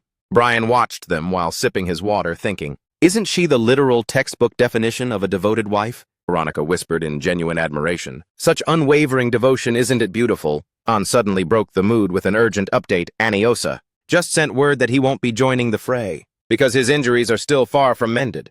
Truthfully, having another capable hand in our ranks makes this whole operation feel much more secure. Kim Jang spoke up, his tone tinged with regret. My apologies. I should have consulted the team before bringing a newcomer along. An offered a reassuring smile. Think nothing of it. He stood up, his voice brimming with anticipation. At any rate, the squad is finally assembled. Shall we move out and face the music? Kim Jang rallied the group. Let's hit the trail, everyone. An began briefing them on the goblins. They are wretched, diminutive scavengers, possessing the crude cunning of a malicious child. Vicious by nature, they arm themselves with primitive tools. A goblin was shown lunging with a jagged blade. Their primary directive is to pillage human frontier settlements, plundering resources and spreading chaos. In the blink of an eye, a ravenous pack of goblins was shown looting a village. Individually, they are a minor threat at best, but they become a logistical nightmare, because they always strike in overwhelming swarms. An's expression darkened into a serious scowl. Recently, reports of these green-skinned vermin terrorizing the defenseless hamlets along the Siltrox border have been skyrocketing. The last time we ventured out to locate their stinking hive, our party was ambushed by a wyvern, and that's the fateful moment we crossed paths with Jang. Kim Jang nodded solemnly and replied, Got it. He made a conscious effort to shove those heavy memories aside for the moment. Kim Jang asked, his brow furrowed in suspicion. Why are those high and mighty aristocrats still breathing down our necks? An lowered his voice to explain. Ever since that wyvern appeared, monster activity across the entire Siltrox region has been surging at an unnatural rate. They've been deployed to investigate this cosmic glitch, while acting as our unsolicited bodyguards. Mary shot them a condescending wink. She declared with insufferable arrogance, We've graciously decided to extend our protection to lowly steel rank, bottom feeders like yourselves. Kim Jang exhaled a long sigh of pure exasperation. Is there seriously no end to her inflated ego? An sighed, admitting with a touch of sympathy, I can certainly sympathize with your irritation after that disastrous first impression. However, despite their grating personalities, the noble expert party is actually legendary in the guild. He continued his praise. Though they only debuted 2 years ago, they rocketed to silver rank. In a mere 12 months, they've consistently pulled off impossible feats, and are currently the frontrunners. I can't. My wrist is about to snap under the pressure. Kim Jang glanced back at them, genuinely startled. Suddenly, the pieces of the puzzle clicked for Jihan. Mary leaned in, her eyes filled with prying curiosity. Are you truly of elf blood? Which hidden forest did you crawl out of? Brian stepped in to intercept my lady. Pray cease your interrogation of our guests, and return to your position. An offered an apologetic, awkward grin. Kim Jang muttered under his breath in annoyance. Mark my words, one of these days, I'm going to give that bratty princess a reality check. She won't forget. An spoke in a calming, measured tone. Before we reach the red zone, I need to verify our tactics. He began delegating roles with professional focus. Since you wield such a massive blunt force weapon, you'll be our primary vanguard. He continued mapping out the formation. Ceres and Ariel will provide magical cover from the rear. An turned to the elf. By the way, Ariel, which school of arcana do you specialize in? She blinked back at him, her expression blank. What do you mean? He let out a nervous chuckle and scratched his head. Was my phrasing a bit too technical? An attempted to clarify with patient detail. I'm no scholar of the mystic arts, but I was under the impression magic is categorized by elemental attributes. The destructive path of evocation, the transformative power of augmentation, the complex art of alchemy, the ethereal conjuration attribute, and even the forbidden necromancy school. From what I've gathered, the spectrum of magic is incredibly diverse and specialized.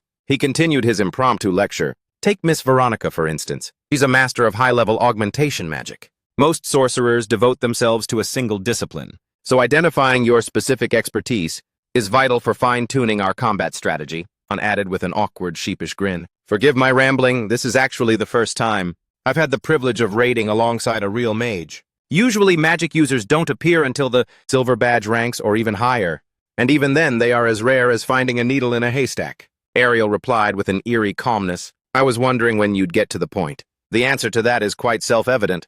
Suddenly a rogue arrow whistled through the air, aimed directly at her skull. The projectile grazed her cheek, leaving Ariel paralyzed with shock and completely unable to mount a defense. Jang, moving with predatory instinct, snatched the arrow out of midair just inches before it struck his ally. An spun around in a panic, scanning the tree line for the hidden sniper. Ceres's face paled as she gripped her weapon, struggling to comprehend how they were caught off guard. She gasped in horror. Since when were we being hunted? Jang's sharp, analytical gaze locked onto the shifting shadows. Brian stepped forward, his hand hovering over his blade to provide cover. A coordinated goblin ambush unlikely. Suddenly, Mary blocked his path with a dismissive gesture. She spoke with a voice as cold as ice. Stand down, Brian. There's no need for us to interfere, Mary declared with cruel indifference. Let the rookies bleed a little and handle this themselves.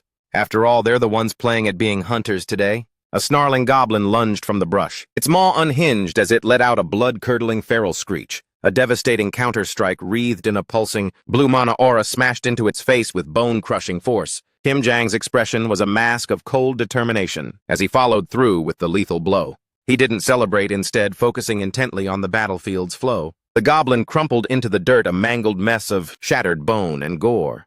Another lay nearby, stone dead, with 2 arrows buried deep within its vital points. Jang surveyed the carnage of the brief skirmish and spoke with a cocky, defiant smirk. These pests are hardly worth the effort, aren't they? An added with newfound exhilaration. Incredible work, Mr. Jang. Your combat prowess is truly on an entirely different level. Ceres's voice trembled with growing concern. Something is wrong here. Since when do cowardly goblins possess the spine to ambush?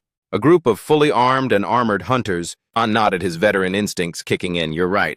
In a normal environment, goblins are opportunistic predators who only target the weak, the young, the infirm, or the defenseless elderly. They don't go looking for a fair fight.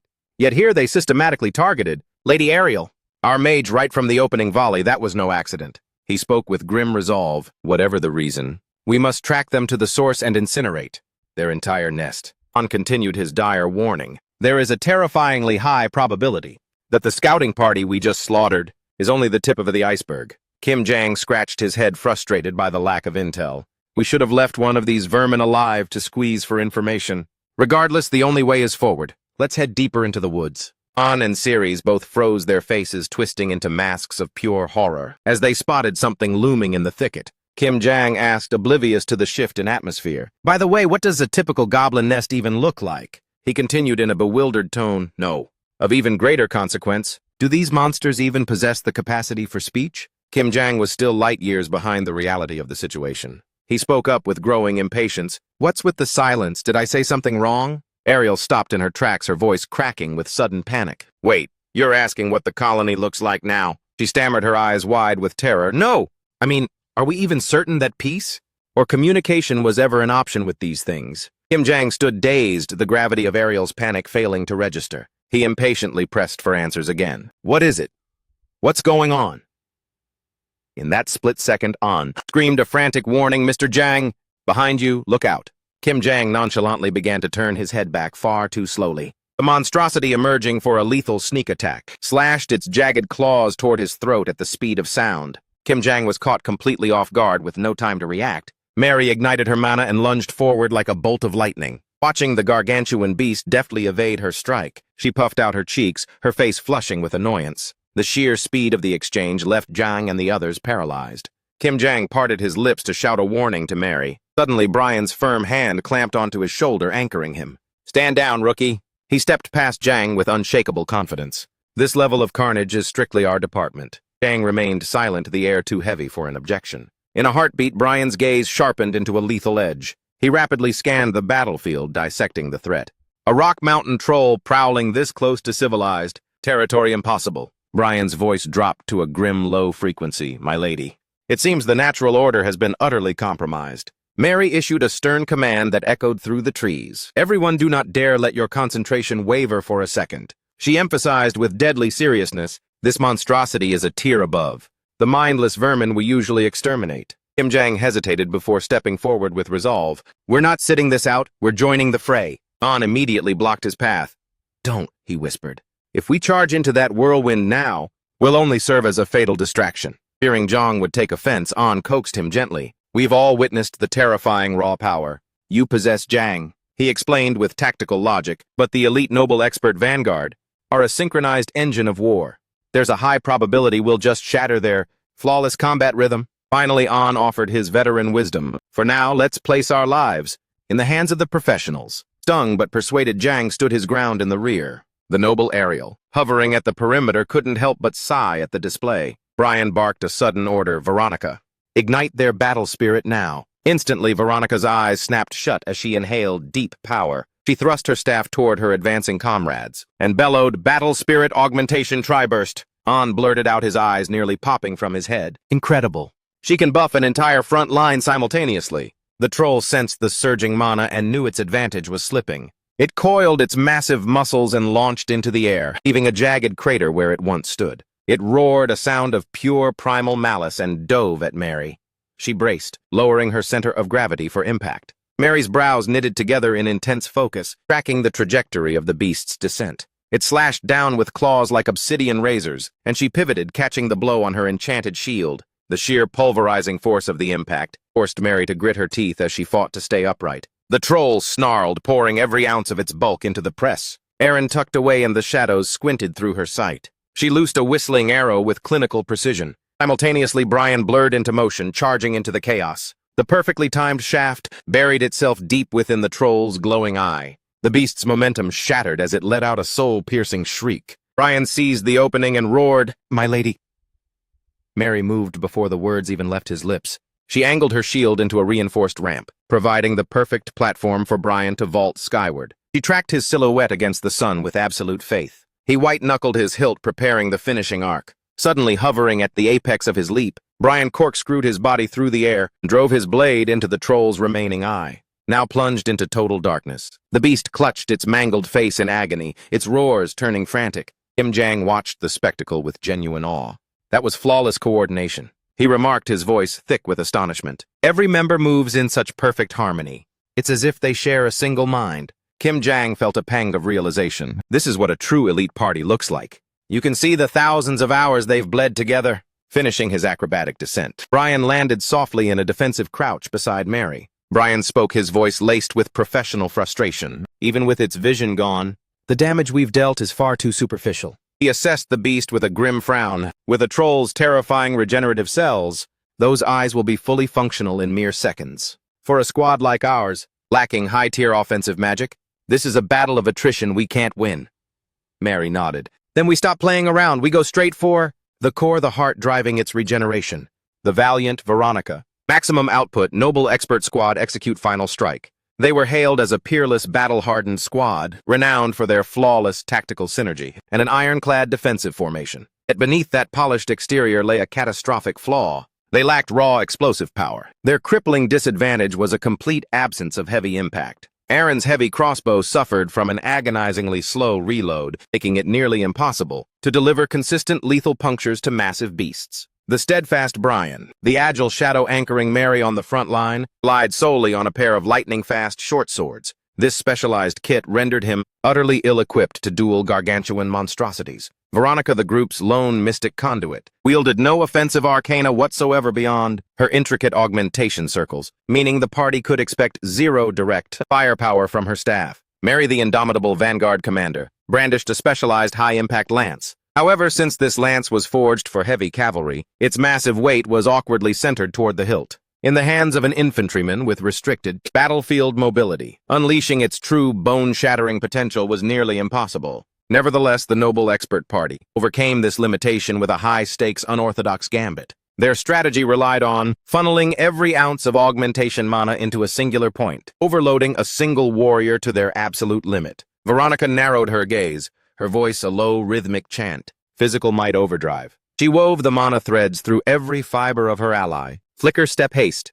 Unbreakable fortitude. Finally, Veronica roared, Godslayer armament augmentation. Fueled by this cascading torrent of buffs, Mary, a juggernaut of heavy infantry, erupted with cataclysmic strength and terrifying velocity for a fleeting window of time. In that transcendent state, she achieved a charge speed that dwarfed even a knight on a galloping steed. Kim Jang's jaw hit the floor in pure, unadulterated shock. Ariel tracked the golden blur without so much as a blink. Because of this breathtaking display, the Hunter Association had bestowed a title upon Mary, the Golden Unicorn.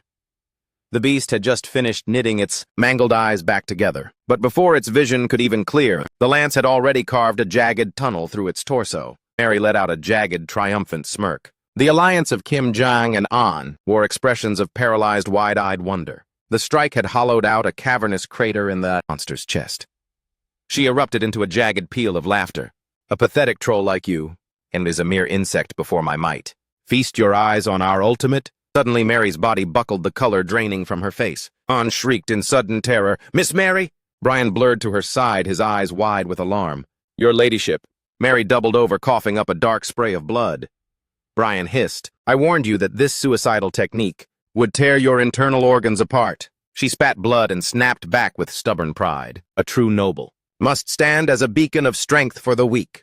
A trivial flesh wound like this is nothing. Mary's voice wavered as she gasped, Change of plans! We must fall back and regroup with reinforcements. Suddenly, a whistling arrow tore through the air, burying its head deep within her right lung. An stood frozen, his reflexes failing him in the chaos. Mary stared down at the shaft protruding from her chest in disbelief. One of her legs gave way and she slammed heavily into the dirt. Her features were twisted into a grimace of agonizing pain. Mary looked up to find herself surrounded by a legion of monstrous shadows creeping from the forest's depths. The very next heartbeat, they prowled into the light, radiating a suffocating bloodlust. Brian's pupils dilated as he let out a frantic roar. What in the hell is happening? While they were distracted, an entire menagerie of diverse predatory beasts had sealed their escape route. An gasped for air, his voice trembling. Where did this horde of monsters even come from? In the midst of the mounting despair, Mary suddenly barked, Veronica. Veronica flinched but snapped to attention immediately. I'm here, order me. She spoke with forced composure. Take the rookies and Aaron, and evacuate this hellhole immediately. Mary ground her teeth and snapped the protruding arrow shaft clean off with a sickening crack. I'll anchor this position and hold the line, to buy you every precious second I can. The words had barely left her lips before Aaron shouted her refusal. The noble Lady Mary, Brian anchored nearby, also cried out in a panicked frenzy, My lady! Drowning in the suffocating bloodlust radiating from the horde. Mary turned to Brian with a hauntingly calm resolve. I know exactly what's racing through your mind right now. She tightened her white-knuckled grip on her heavy lance. But I implore you do not stand in my way. This is the weight of my nobility, the burden I must carry.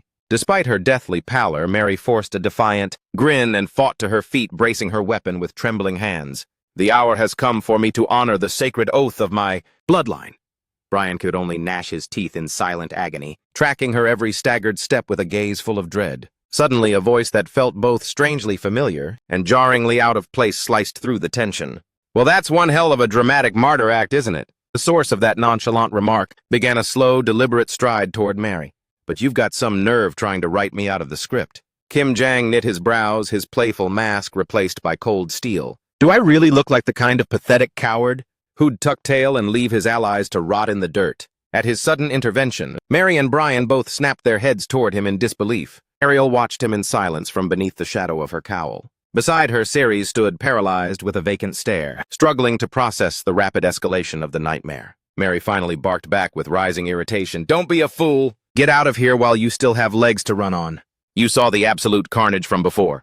Didn't you now? Kim Jang remained unfazed, absorbing her frantic warnings with a shrug. And besides, swinging a primitive wooden stick like that, you'll never even scratch the hide of a troll. As the argument heated up, the crimson-eyed demons kept their predatory glares locked on the group.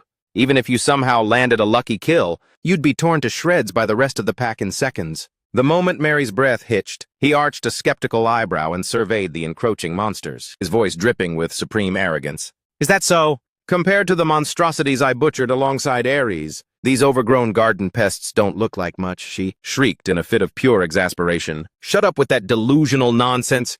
Move now before it's too late. We are literally seconds away from... Before the final warning could leave her lips, Mary's voice died in her throat, as a murderous chill surged from the darkness directly behind her. She spun around her face a mask of pure terror. Oh, God, no! In the blink of an eye, Kim Jang blurred past Mary like a streak of vengeful lightning. With a single thunderous crack of his baseball bat, he pulverized the flank of the towering red demon, sending it airborne. The impossible feat unfolded in a heartbeat, leaving Mary's eyes wide and glassy with absolute shock. She wasn't the only one paralyzed. Brian stood frozen, his jaw dropped in a mirror of her disbelief. With a massive chunk of its torso obliterated, the red demon collapsed, letting out a horrific gurgling wail. With a smirk, Kim Jong broke the silence. Hey, you elite battle-hardened veteran? He shot her a gleaming, confident grin and asked, What's the play, Commander? Kim Jang didn't miss a beat as he gestured around. As you can see, the rest of the squad is just waiting for your orders to start the massacre. Mary finally snapped out of her trance. She turned to see her comrades standing tall behind her. Han hammered his fist against his chest and vowed, We're with you until the bitter end, to the last man. Aaron flashed a sharp, toothy grin and added, What kind of pathetic soldier would abandon their leader when the real fun is just starting? Veronica met Mary's gaze with a silent, ironclad resolve. Feeling the raw surge of loyalty from her team, Mary felt a stinging warmth prickle behind her eyes. She finally let go of her solitary burden and looked away, a faint, genuine smile gracing her lips. A few moments later, Mary's eyes snapped open, glowing with tactical fire. Facing the horde, she began barking out precise assignments. Brian Ceres, your priority is culling the goblin swarm before they flank us. We're outnumbered by trolls, so we have to isolate them and burn them down one by one. Mary continued while Kim Jang watched on with an approving nod. While Jang keeps the trolls occupied with that terrifying bat, the rest of us will sow chaos and buy him the openings he needs. Suddenly, Ariel tapped the butt of her staff against the earth, cutting in. Wait! She glided forward with an eerie grace and made a bold proposal. Leave the crowd control to me. Kim Jang tilted his head, his interest piqued. You've actually got an ace up your sleeve. From beneath the shadow of her brim, hiding her piercing gaze, Ariel flashed a dark, enigmatic smile without saying a word. She pivoted suddenly toward the warrior. On! Just a few moments ago you inquired as to what my magical specialty was.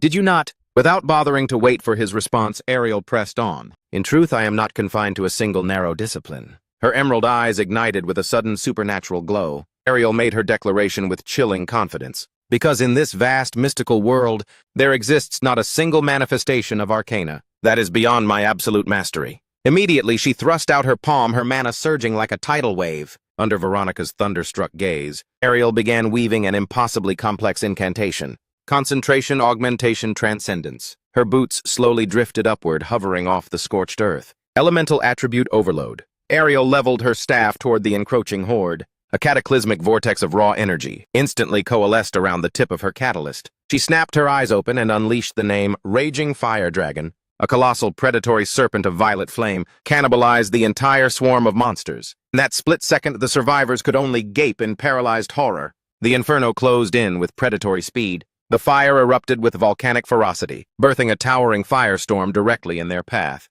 It incinerated the very essence and flesh of every single beast. Within a heartbeat, standing as the sole architect of the devastation, Ariel surveyed the blackened ash with a mask of icy indifference. Once the conflagration had erased the monsters from existence, it vanished as quickly as a dying breath. Ariel drifted back to Earth, landing softly before a stunned Kim Jang. He remained rooted to the spot, his mind reeling from the display. She stood in a heavy silence, her back to the group, her crimson hair fluttering like a dying ember. Then Ariel glanced over her shoulder and remarked with a playful smirk, Well, it would appear our little pest problem has been resolved. The moment the words left her lips, every soul present was struck by a heavy, instinctive silence. After a stretch of deafening, awkward stillness, Mary suddenly let out a frail, ragged laugh. I've officially stopped believing my own eyes. Her battered body suddenly gave way, slumping forward. This whole situation, it's just too absurd. Mary collapsed face down in the dirt under the worried gaze of her peers. In her fading consciousness, she could still vaguely register the frantic, distorted screams of her comrades. "Lady Mary, hold on." But Mary's eyelids turned to lead and the world dissolved into darkness. Mary now lay deathly still on a rough cot, her skin a ghostly pallor. This isn't a normal wound, it's an exceptionally lethal venom. The medic dissected the situation with clinical grimness. It appears to be a rare exotic toxin. That is virtually unheard of in this territory. The healer looked as though he had reached the end of his rope. As it stands, I have exhausted every medical resource at my disposal. Unless we secure a specific antidote immediately, her chances of survival are practically non-existent. Brian listened in a hollow trance, muttering under his breath. So this is how it ends. Simultaneously, Kim Jong paced outside, his voice thick with worry. I just hope Mary has the strength to fight this off. Ariel stared into the empty air, her mind navigating a sea of thoughts. He still found the entire dynamic baffling. I assumed that since she's of high-born blood, she'd be recovering in some sprawling, gilded mansion. Why is a noble woman rotting away in a dilapidated tavern, like this hovel? Those sharp observations reached Erin's ears, prompting her to finally break the silence. That status belongs to a lifetime long ago. But in the here and now, the reality is far bleaker. Kim Jang couldn't suppress his shock and blurted out, "What?" He pressed her for answers. "What the hell does that even mean? How can you say she isn't a noble anymore? I see the way Brian treats her, always addressing her with such reverence, following her every command as her sworn protector." Erin's gaze drifted toward the darkened sick room. It is an undeniable fact that Mary was born into nobility. She didn't attempt to refute Kim Jang's logic, and the staggering reality that Brian remains her fiercely loyal personal attendant is also entirely true. Inside the dim room, Brian sat like a silent statue by the bedside. Erin's words echoed like a ghost from the hallway. But that golden era has long since crumbled into dust. A fragmented memory surfaced. A younger, much more fragile Brian stared out from behind the cold iron bars of a slave cage. Heavily armed sentries patrolled the perimeter. A tattered crimson banner snapped violently in the gale. The prison carriage was packed with souls clad in filthy rags. A man with a jagged scar across his face silently gauged his grim surroundings. Then he broke the heavy silence with a casual, rasping tone. "Hey, brat, what kind of hell did you raise to end up in this cage?" Nevertheless, the young Brian didn't even flicker an eyelid, much less offer an answer. Seeing the boy's hollow stare, Scarface lost all interest. "Suit yourself. If you want to play the mute, be my guest. It's all the same in the end. War prizes like us are all destined for a one-way trip to the gallows.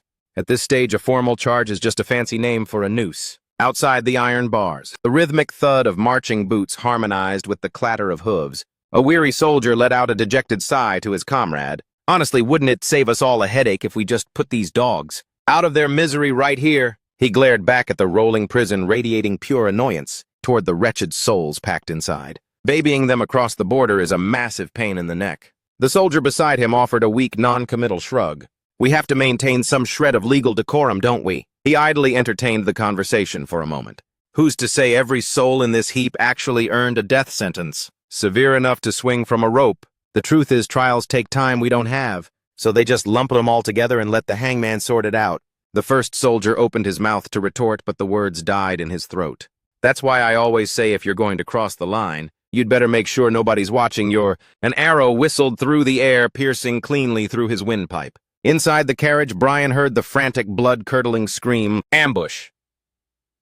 Suddenly, a new banner unfurled in the wind, emblazoned with a striking crimson rose. From the crest of the high ridge, a legion of knights in flowing blue capes descended like a storm. Among the ranks was a figure who radiated a completely different, chilling aura. A heartbeat later, the skirmish had reached its brutal conclusion. Total victory belonged to the Knights of the Azure Mantle. A scout suddenly scrambled forward to deliver his report. "Lord Riley, the perimeter is secure." He bowed, awaiting the commander's judgment. "What are your orders regarding the prisoners, my lord?" Another soldier chimed in, his voice cold and practical. "Father, these are nothing but common dregs and criminals. It's far more efficient to carry out the executions on the spot." Hearing the verdict, the prisoners began to tremble in absolute primal terror. A pair of polished, mud-spattered boots suddenly entered Brian's field of vision. Brian slowly, calmly tilted his head back to lock eyes with Riley, who had just unmasked his weathered face. "What sins did you commit to earn these chains?" Scarface, sensing an opening, scrambled forward with oily flattery. "Great lord, we're just pathetic small fry, I swear.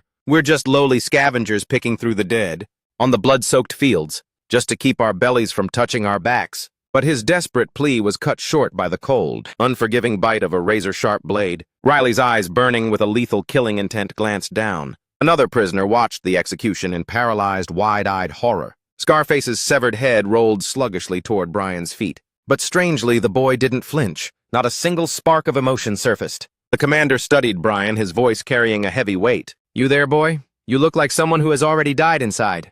Like a guttering candle that has finally burned itself out." Riley leaned in, posing a sudden probing question. "Do you truly have no lingering attachment to this world?" He pressed further, undeterred by the boy's stony silence. "What is your crime? Speak it plainly." Suddenly, a flicker of defiance sparked in Brian's gaze. For the first time since his capture, he parted his lips to speak. "If you're going to butcher me, just make it fast and clean." Brian met the commander's stare with a chillingly calm speculation.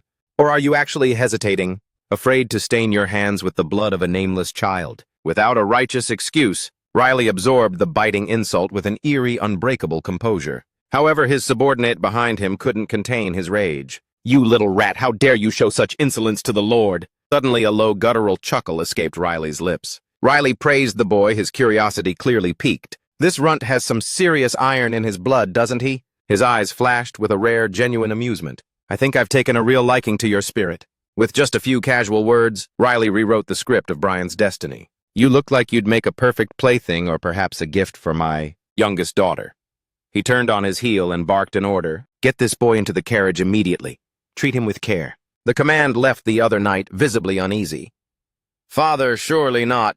Brian sat in the moving coach, reflecting on the sudden turn of events. "So this is my fate, from a cage to a life of gilded slavery. My luck is truly as wretched as a gutter rat's." Not long after arriving at the estate, in a luxurious bath chamber, he let the warm water soak his weary bones while lost in thought. Even now, as the steam swirled around him, Brian still struggled to process the surreal reality. What in the world is actually happening to me? Rewinding a few minutes to the foyer of the magnificent mansion, a head maid pinched her nose, her voice dripping with disdain. "Are you seriously suggesting we bring that filthy creature?" She reached the absolute limit of her patience. She barked with indignant authority. "You expect to stand before Milady looking like a gutter rat? Not on my watch, move it now. Scrub that filth off your skin this instant." And so through sheer force, Brian found himself submerged in a steaming bath. As the warmth seeped in, he analyzed his bizarre reality. A common slave, being granted the luxury of a hot soak. This level of pampering is suspiciously high-end. Either they're insane or they have more gold than they know how to burn. After weighing his options for a moment, Brian came to a grim conclusion. A pampered young mistress, is it?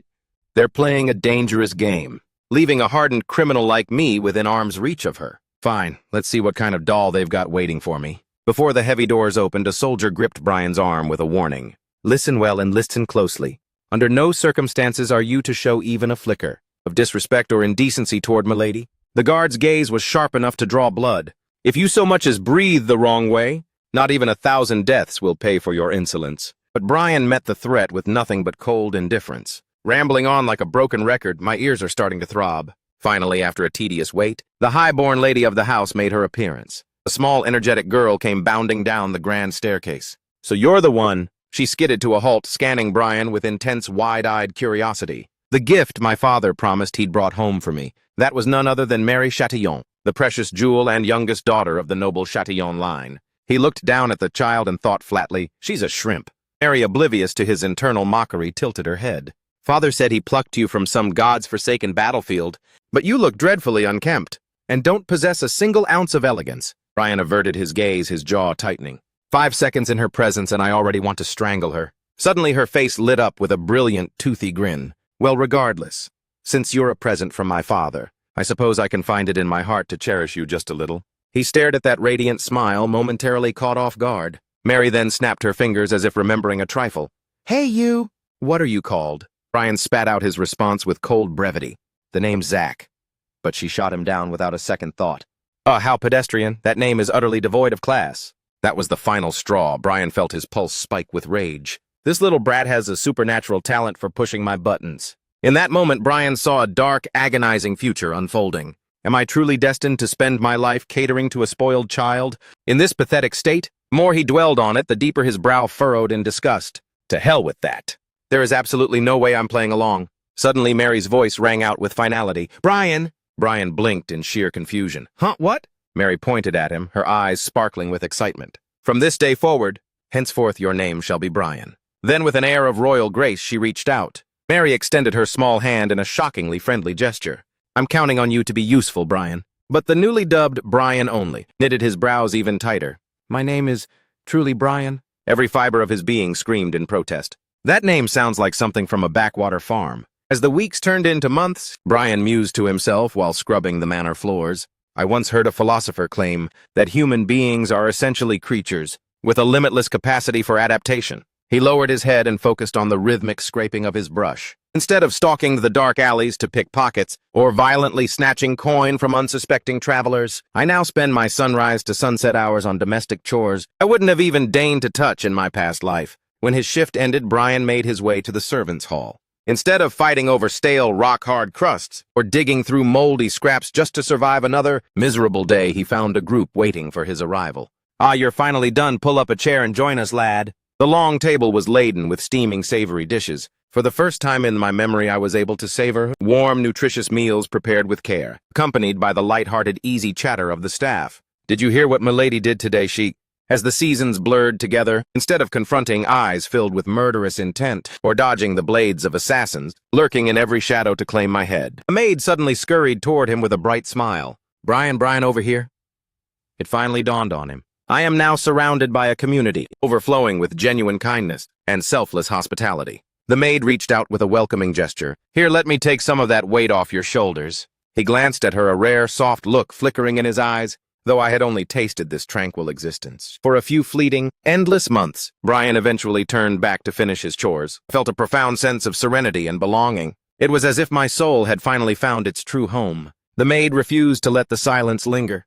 "Do you truly enjoy your life within these walls?" He offered a non-committal, airy response. "It's tolerable, I suppose." The girl lapsed into a thoughtful silence, pressing no further. Suddenly, a warm palm brushed against Brian's brow. She beamed at him with genuine radiance. "Let's see." She gently swept his stray locks aside. "I'm certain you'd look far more dashing, Brian, if you didn't hide your face behind those bangs." That unexpected intimacy left Brian flush with bashfulness. "Hey, what are you doing? Where did that sudden flattery come from?" Despite those brief, light-hearted sparks, a weight remained. Yet even in this idyllic, peaceful life, there was one constant thorn in my side that caused a real migraine. Suddenly, a shrill, earth-shattering command echoed through the halls. Where has Brian disappeared to? Brian bolted toward the heart of the mansion. "Did you summon me, milady?" Inside the lavish chamber, Mary sat perched upon her bed like a porcelain doll. She pouted crossly and issued her royal decree. "This lady has an urgent, irresistible craving for sweets." The source of his perpetual headache had arrived. It was the undeniable reality that Milady would shriek my name at the slightest whim. Brian was at his wit's end dealing with her selfish plea. "You have a dozen maids at your beck and call to handle such trivial, mundane errands." Hearing his protest, Mary turned her head away in a huff. "Mother has strictly forbidden me from touching sugar. Not a single one of those disloyal maids will obey me." His gaze clouded with an even deeper sense of helplessness. The young Lady Mary was clearly in the middle of a full-blown tantrum. Ultimately, Brian surrendered to the inevitable. What an absolute drag. A short while later, a tray of exquisite pastries was delivered. She kicked her legs back and forth in pure childish delight. Mary relentlessly stuffed piece after piece of cake into her mouth. Between bites, she showered him with sugary praise. "Truly only Brian understands me. You're the best." Suddenly, Mary paused, her eyes narrowing with curiosity. "How do you manage to smuggle these treats past the iron grip of the gate guards without them detecting a thing?" She immediately began weaving her own wild fantasies.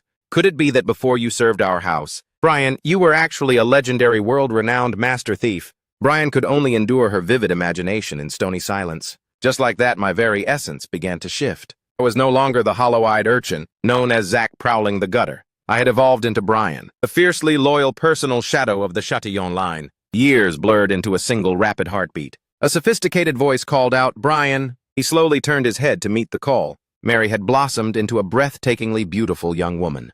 "Word has reached me that Father has concluded his expedition and is finally making his triumphant return." Hearing the news, a rare, genuine smile tugged at Brian's lips.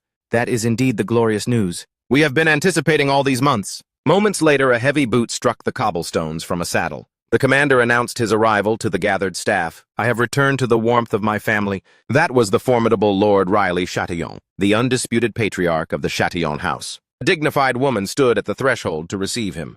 Welcome back to the safety of our hearth, my dearest love.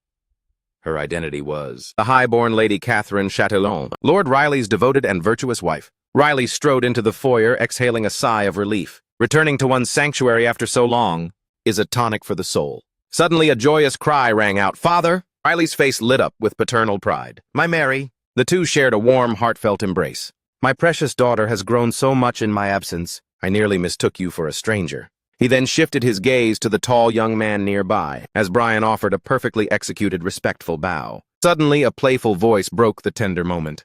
"It seems your eyes are reserved only for father, while the rest of us are treated like ghosts." Recognizing the speakers, Mary's eyes sparkled with glee. She cheered with unbridled joy. "My big brothers have returned as well." The first brother stepped forward with a smirk. "Mary, you truly carry yourself like a proper lady now?" He was the eldest heir of the Chatillon bloodline, Léon Chatillon.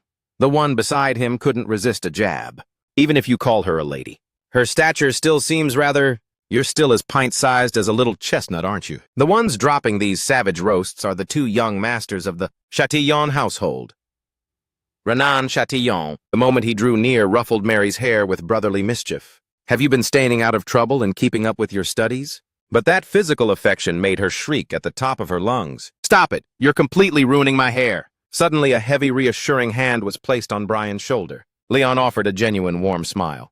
"You have my thanks. I truly appreciate the steadfast care you've shown toward my little sister Brian." Caught off guard, Brian could only stammer, "Young Master Leon." Right then, Riley intervened to quell the playful bickering. "Enough, everyone.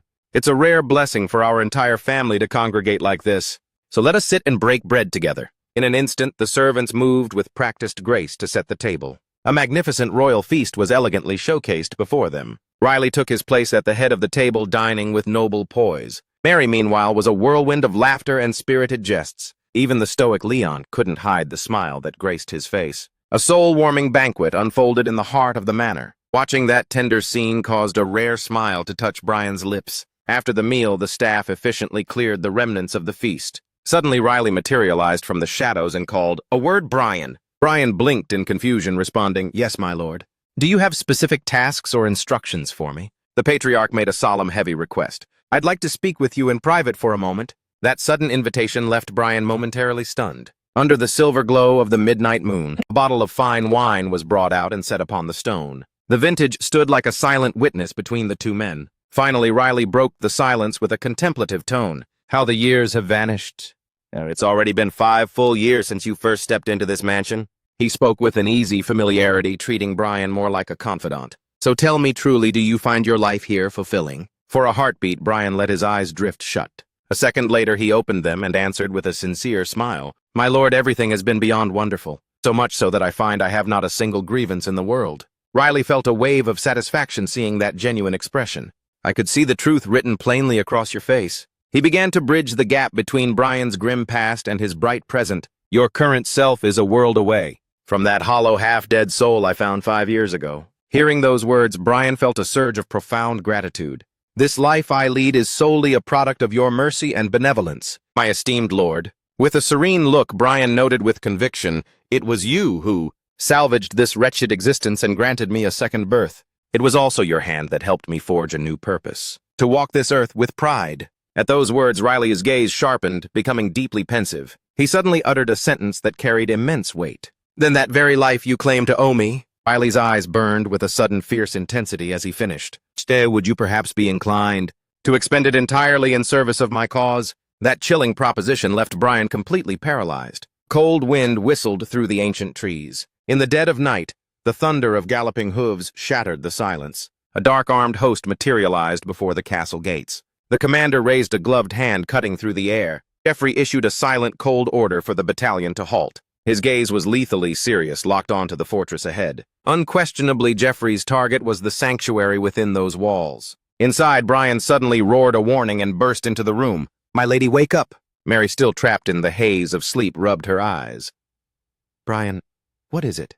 What could possibly bring you here at such an ungodly hour?" He spoke with frantic urgency, his voice trembling with alarm. "There is no time. You must evacuate this mansion and seek refuge immediately." She remained lost in a fog of total bewilderment. "What are you saying? Why are you speaking in riddles?" Meanwhile, Riley gnashed his teeth in fury, his eyes brimming with spite. So the traitor has finally moved to execute.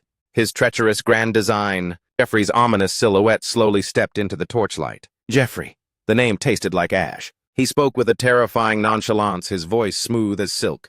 Did I not make myself clear from the start? This was the only logical path for us to ensure our continued survival. The formidable Jeffrey Luce, the influential head of the kingdom's noble association, the intermediate tier abyss. Both Leon and Riley stood like iron statues before the traitor. Riley was livid, his knuckles white against the hilt of his blade.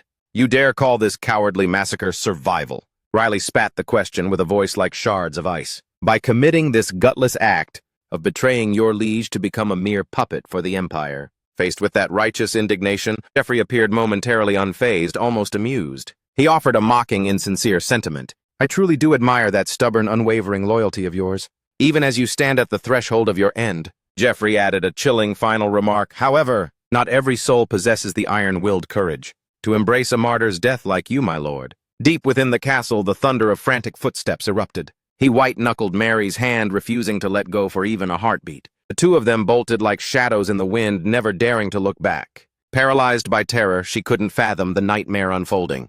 Brian, where are you dragging me? Beads of cold sweat began to carve tracks down Brian's forehead. We have to vanish from this place immediately. His gaze was like flint locked onto the narrow path of survival ahead. Brian's mind flashed back to Riley's grim instructions from the balcony. Before the moon sets, a cataclysmic bloodbath will consume this entire estate. The Lord had issued his final thorough commands with eerie calm. At that inevitable moment of darkness, I am entrusting you with my soul's most precious cargo. Riley's following words had left him breathless and shaken. To shield and shepherd Mary in my stead. Brian had stammered in disbelief, reeling from the gravity of the request. But what will become of you, my lord? However, the patriarchs met his question with a stoic silence. Focus entirely on executing your own duty with absolute precision. Snapping back to the brutal present, Riley stood as a lone wall against a tidal wave of steel. His expression remained an unbreakable mask, utterly unfazed. As for my own path, I shall fulfill to the bitter end the crushing responsibilities of a true sovereign. Riley tightened his grip on his hilt, his voice a low, lethal hum. But tell me, traitor. He showed zero traces of fear, openly mocking the usurper. Did you honestly believe these pathetic curs would be enough to bring me to my knees? Faced with such biting provocation, Jeffrey simply smirked with a cold indifference. Hardly. To hunt the man, revered as the undisputed apex of this kingdom. Did you really think I'd come without the proper hounds? Riley's eyes widened, unable to mask the sheer jolt of horror at the new arrivals. He stared at the figures emerging and whispered through grit teeth, the legendary 12 Zodiacs. Fury ignited in Riley's veins, turning his face a violent crimson. Jeffrey, you dare usher the Empire's butchers into the heart of our capital. Within moments, the ancestral castle was swallowed by ravenous flames. The invading soldiers showed no mercy, slaughtering the staff like cattle. Mary was catatonic. Her eyes glazed as she witnessed the slaughter. She stared at a loyal maid slumped lifelessly against the stone. Then a scene of unspeakable cruelty shattered her spirit. Seeing her break, Brian roared in a desperate panic, My lady, we must keep moving now. Seeing Mary lost in a trance of shock, he seized her shoulders. In the next heartbeat, Brian bellowed at the top of his lungs. There is no more time for hesitation or tears. My lady, you must snap out of this nightmare. Only then did she manage a broken whisper, Brian. What kind of madness is happening to us? But he simply crushed her hand in his, a silent vow of protection. Brian hauled her forward, pushing their bodies to the absolute limit. He didn't slow down as he kicked open the stable doors. Sister Linda, are the steeds ready for extraction? But instead of an ally, the towering Hugo stood there like a grim reaper. He cast an icy, predatory shadow over the two fugitives. Linda lay crumpled behind him, the light gone from her eyes, fatal jagged wound marking her end. Brian couldn't suppress the surge of pure horror at the grisly sight. Hugo let out a dry, mocking chuckle of appreciation.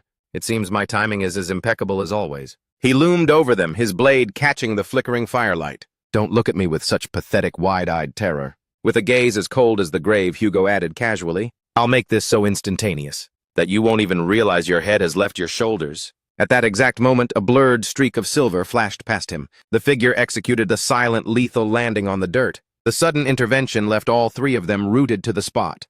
I don't believe it. The silhouette was none other than the second young master, Renan. He knit his brows into a fierce scowl, eyes locked onto the enemy. Renan leveled his blade directly at Hugo's throat, his entire being vibrating with murderous resolve. Then he issued a low, commanding order, Brian. Take Mary and vanish into the woods this instant. Brian stood paralyzed, blurting out in sheer desperation, "Young Master Renan, no!" However, Renan's voice boomed with finality, "Move now!" Hearing the command, Brian gnashed his teeth and turned away. Mary shrieked in agony, struggling against his grip. "Brother!" Brian squeezed his eyes shut in a futile attempt to drown out her cries, enduring the soul-crushing torment of her screams as they fled. With tears streaming down her face, she wailed, "No, stop!" Her world was dissolving into a sea of salt and sorrow. Renan stood his ground, a lone sentinel of steel and unwavering duty. Only then did Hugo slowly straighten his posture, eyes narrowing. He looked visibly irritated at being relegated to the menial task of hunting down insignificant rats attempting to flee the sinking ship. I never imagined Lady Luck would flash such a wicked smile at me. He didn't betray a single flicker of concern, exuding an aura of absolute chilling composure. To cross blades with the two young scions of the Chatillon bloodline, the most legendary lineage of knights in the entire Central Kingdom. And with that, Hugo began a tedious, arrogant monologue. "This is a rare, exquisite chance to test my steel against Renan." Chatillon himself. Renan countered with a stoic calm, his face a mask of iron. "Humph, your blood-stained reputation preceded you long ago." He let the name hang heavy in the air. The Titan Hugo Pagati. Elsewhere, the thunderous rhythm of galloping hooves shook the earth. Brian, through sheer desperation, finally dragged Mary clear of the slaughter. She was a hollow shell of grief, her eyes overflowing with an endless stream of tears. Beside her, he fought a silent war to suppress his own agonizing torment. The pair vanished into the night as their home became a funeral pyre. Much later, by a flickering hearth, the silence was suffocating. Brian's vacant, haunted gaze remained fixed on the floorboards. Mary lay like a broken doll upon the bed, lost in a catatonic hush. A sudden, frantic voice shattered the heavy stillness of the room. "The forensic report from the Hunter Association has finally arrived, sir." On burst through the doors, lungs burning as he gasped for air. "They've uncovered." Sinister magical signatures etched into the monster carcasses. The revelation that followed left Kim Jang and Ariel reeling from the weight of the dark possibilities. This bears all the hallmarks of a beast-to-mare conspiracy. Even Erin's brow twitched as she processed the grim intel. In that very heartbeat, Brian's voice drifted down like a ghost.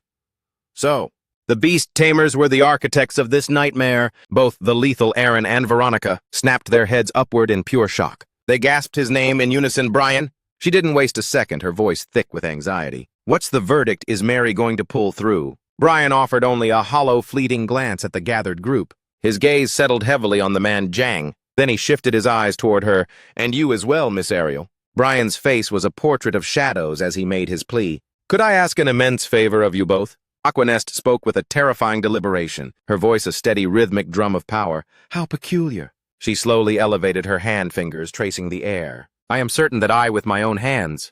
Each syllable was sharp and cold as a surgical blade. "Provided the gold, the manpower, and the logistics, along with the beasts and those exquisite toxins. I even orchestrated the most devastatingly perfect moment to strike." Aquanest sat perched in the gloom, her expression darkening.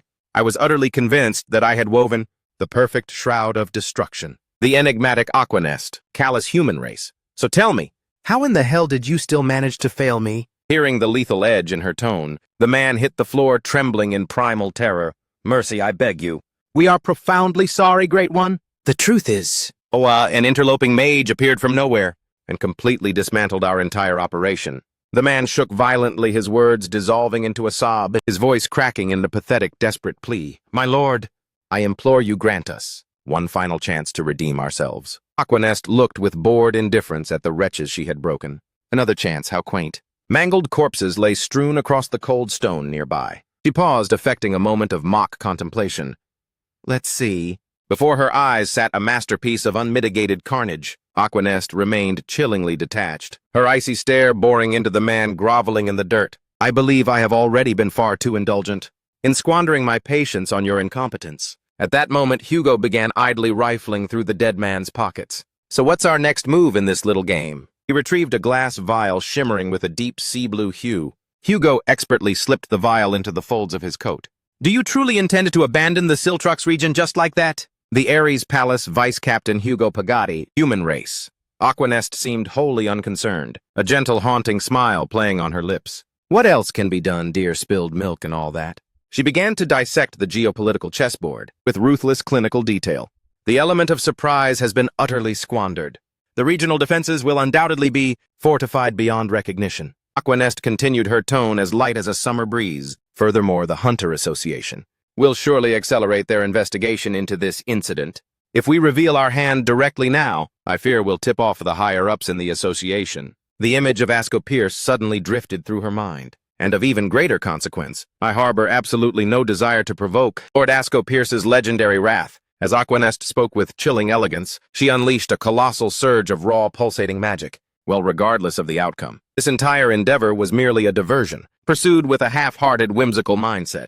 An intricate magic circle instantly manifested, radiating a brilliant, blinding light. I suppose it's time to gather my belongings and make my grand exit from this stage. Hugo remained rooted to the spot, a silent statue, offering no rebuttal. Then his voice cut through the air. In a glacial tone, as for me, I have several pieces of unfinished business to conclude here. As the words left his lips, a faint, predatory smirk ghosted across his face. He followed up with a heavy, deliberate sentence. It's an ancient debt, one that has been festering unsettled for far too long. In the dense thicket, a lowly subordinate was blindsided by a brutal punch. He collapsed instantly, hitting the dirt with a dull thud. The assailant loomed over him and spat. I am in a particularly foul mood at this moment. The one who delivered the blow was none other than a vengeful Brian. So heed my words and take a piece of advice. His features instantly contorted with a terrifying rage. You had better start speaking the unvarnished truth, if you have any hope of clinging to that pathetic life of yours. From the periphery, Kim Jong watched the interrogation in grim silence. He couldn't suppress the rising tide of concern in his gut. The entire woodland was instantly swallowed by a heavy, suffocating silence. Ariel sat nearby, her eyes closed in deep meditation. The captive scrambled for words, his face pale and flustered. His eyes bulged in desperate protest. I swear on my life, I truly know nothing. We've honestly never even laid eyes on those trolls or the beast tamers you're hunting. Naturally, Brian didn't believe a single syllable of his desperate plea. Don't you dare lie to my face. He leveled his blade, pointing it straight at the man's throat. For scavengers like you who track every shadow, moving within this territory, there is no way you would miss the migration of monsters and high-level mages on such a massive, conspicuous scale. The cold steel pressed firmly against the man's jugular. Isn't lurking in the shadows to bleed people dry the very foundation of your miserable existence? Despite the threat, the man continued to shrilly deny the accusations. I am telling you the truth. I am completely in the dark. Why would I risk a death sentence by lying to you? In a predicament as dire as this, without a word, Brian swung his sword toward him, his face a mask of ice. Who can say, how could I ever fathom the filth and treacherous schemes swirling inside the minds of bottom-feeding scum like you? Just as the edge was about to taste blood, a hand shot out and arrested the blade's lethal path. Incensed by the interference, Brian whipped his head around with a murderous glare. Kim Jang spoke up with a cold authority to intervene, his tone booming and stern. I believe this display of torture has reached its limit. Kim Jang fixed him with a frigid stare, his voice echoing with iron resolve. Remember, my only motivation for venturing here is to secure the life-saving antidote for Mary. Then Kim Jang continued to reason with the enraged servant, his tone measured yet cautious. I have absolutely no intention of being an accomplice to cold-blooded murder or these barbaric acts of torture. Hearing those words, Brian could only throw his hands up in sheer exasperation. Brian gnashed his teeth in silent fury, but ultimately succumbed to the pressure. I will ensure that you won't have to stain your precious hands with this repulsive work, Jang. Kim Jang shot back with a blunt, cutting remark. Watching a crime without intervening makes you no different from the killer holding the blade. A wave of intense indignation washed over his features. Brian slowly closed his eyes, plunging into a deep, somber contemplation. Finally, he barked an order, his voice dripping with authority. Get lost, scram, before I change my mind. The moment the words were uttered, the entire group of thugs scrambled away into the underbrush. Without even turning to face him, Brian suddenly spoke up. Are you truly content with your hollow self-righteousness now? Brian watched the silhouettes vanish and turned his ire toward Jang. Because of your misguided mercy, our chances of tracking those beast tamers have just withered into nothingness. Kim Jang repeated the words, his voice thick with disbelief. What did you just say? Brian pressed on relentlessly. They are undoubtedly the only ones who possess the cure for Mary's condition. Immediately he exploded into a violent rage and roared. While you stand there posturing with your hollow morality, Milady is forced to wrestle with death every agonizing second. Ariel stood rooted at a distance, a silent witness to their explosive feud. She closed her eyes, seeking a moment of clarity amidst the escalating tension. Suddenly, Ariel's eyes snapped open, shimmering with a jolt of shock. She urgently raised her voice, shattering the heated confrontation. I've sensed it. Ariel momentarily lapsed into a focused, rhythmic silence. She immediately blurted out her discovery. A surge of magic was just unleashed in the immediate vicinity. Just moments ago, at the base of a jagged mountain range that loomed before them, Ariel slumped in exhaustion, her face ghostly pale as she gasped for air. Seeing her state, Kim Jang spoke up with awkward concern. Hey, Ariel! Are you truly... He trailed off in bewilderment, watching her frame shudder with uncontrollable tremors. Your physical endurance is quite frankly catastrophically abysmal. He stood there completely baffled, observing her limbs give way to violent shivering. Forget it, I'm spent. Just forge ahead without me. Kim Jang felt a wave of sheer helplessness wash over him. Good grief, is your constitution really this fragile? Brian, already several paces ahead, barked back, in a sharp, decisive tone. If that's the case, I'm pressing on alone. Jang immediately shouted after his retreating figure.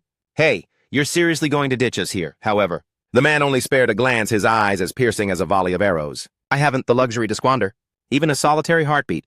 Kim Jang was left in a state of frantic indecision, torn between his comrades. He quickly whipped his head around to the girl. Look, if you're that close to collapsing, I'll carry you myself. Only to realize that Ariel had vanished from the trail behind him. The empty space made Kim Jang question his very sanity. The sky began to bleed into a bruised purple, casting an all-encompassing ominous gloom over the land. He silently and meticulously wiped the blood from his blade. Then a dark whisper escaped his lips. I suppose this all traces back to 5 years ago. Hugo continued his sinister monologue. I never imagined that the stray brat from the Tillen bloodline who slipped through my fingers would be rotting in a godforsaken hole like this. He suddenly twisted his features into a grotesque, jagged grin. Hugo's face radiated pure malice, his eyes dancing with wicked schemes. What a delicious, unexpected stroke of fortune for me. Ariel trudged slowly along the winding mountain path, white-knuckling the ancient staff in her trembling hand. A moment later, a heavy sigh escaped her lips. She scanned her surroundings with a panicked, flustered expression. Ariel's heart sank as a sense of total helplessness took hold. It appears I've wandered aimlessly into a maze. She spun around in a state of utter confusion. Must my chronic lack of direction betray me at a critical turning point like this? I need to urgently find a way to reunite with Jang. I absolutely have to. At that precise moment, the nearby thicket rustled violently. Ariel froze, staring intently at the foliage with wary curiosity. The heavens darkened further, bringing a suffocating, heavy atmosphere. A gloved hand gently parted the leaves, brushing them aside with a rhythmic grace. Brian emerged from the shadows of the forest, one calculated step at a time. His lethal gaze locked firmly on the clearing ahead. That man couldn't suppress the visceral shock at the sight before him. A voice like shards of ice shattered the silence. Who goes there? Brian stood paralyzed, unable to process the reality before his eyes. He never dreamt he would stumble directly into Hugo's path. Brian choked out the question in a trembling voice. Are you Hugo? At the mention of his name, the man only offered a chilling sidelong glance. Hugo slowly drawled his response. So you actually recognize me, do you?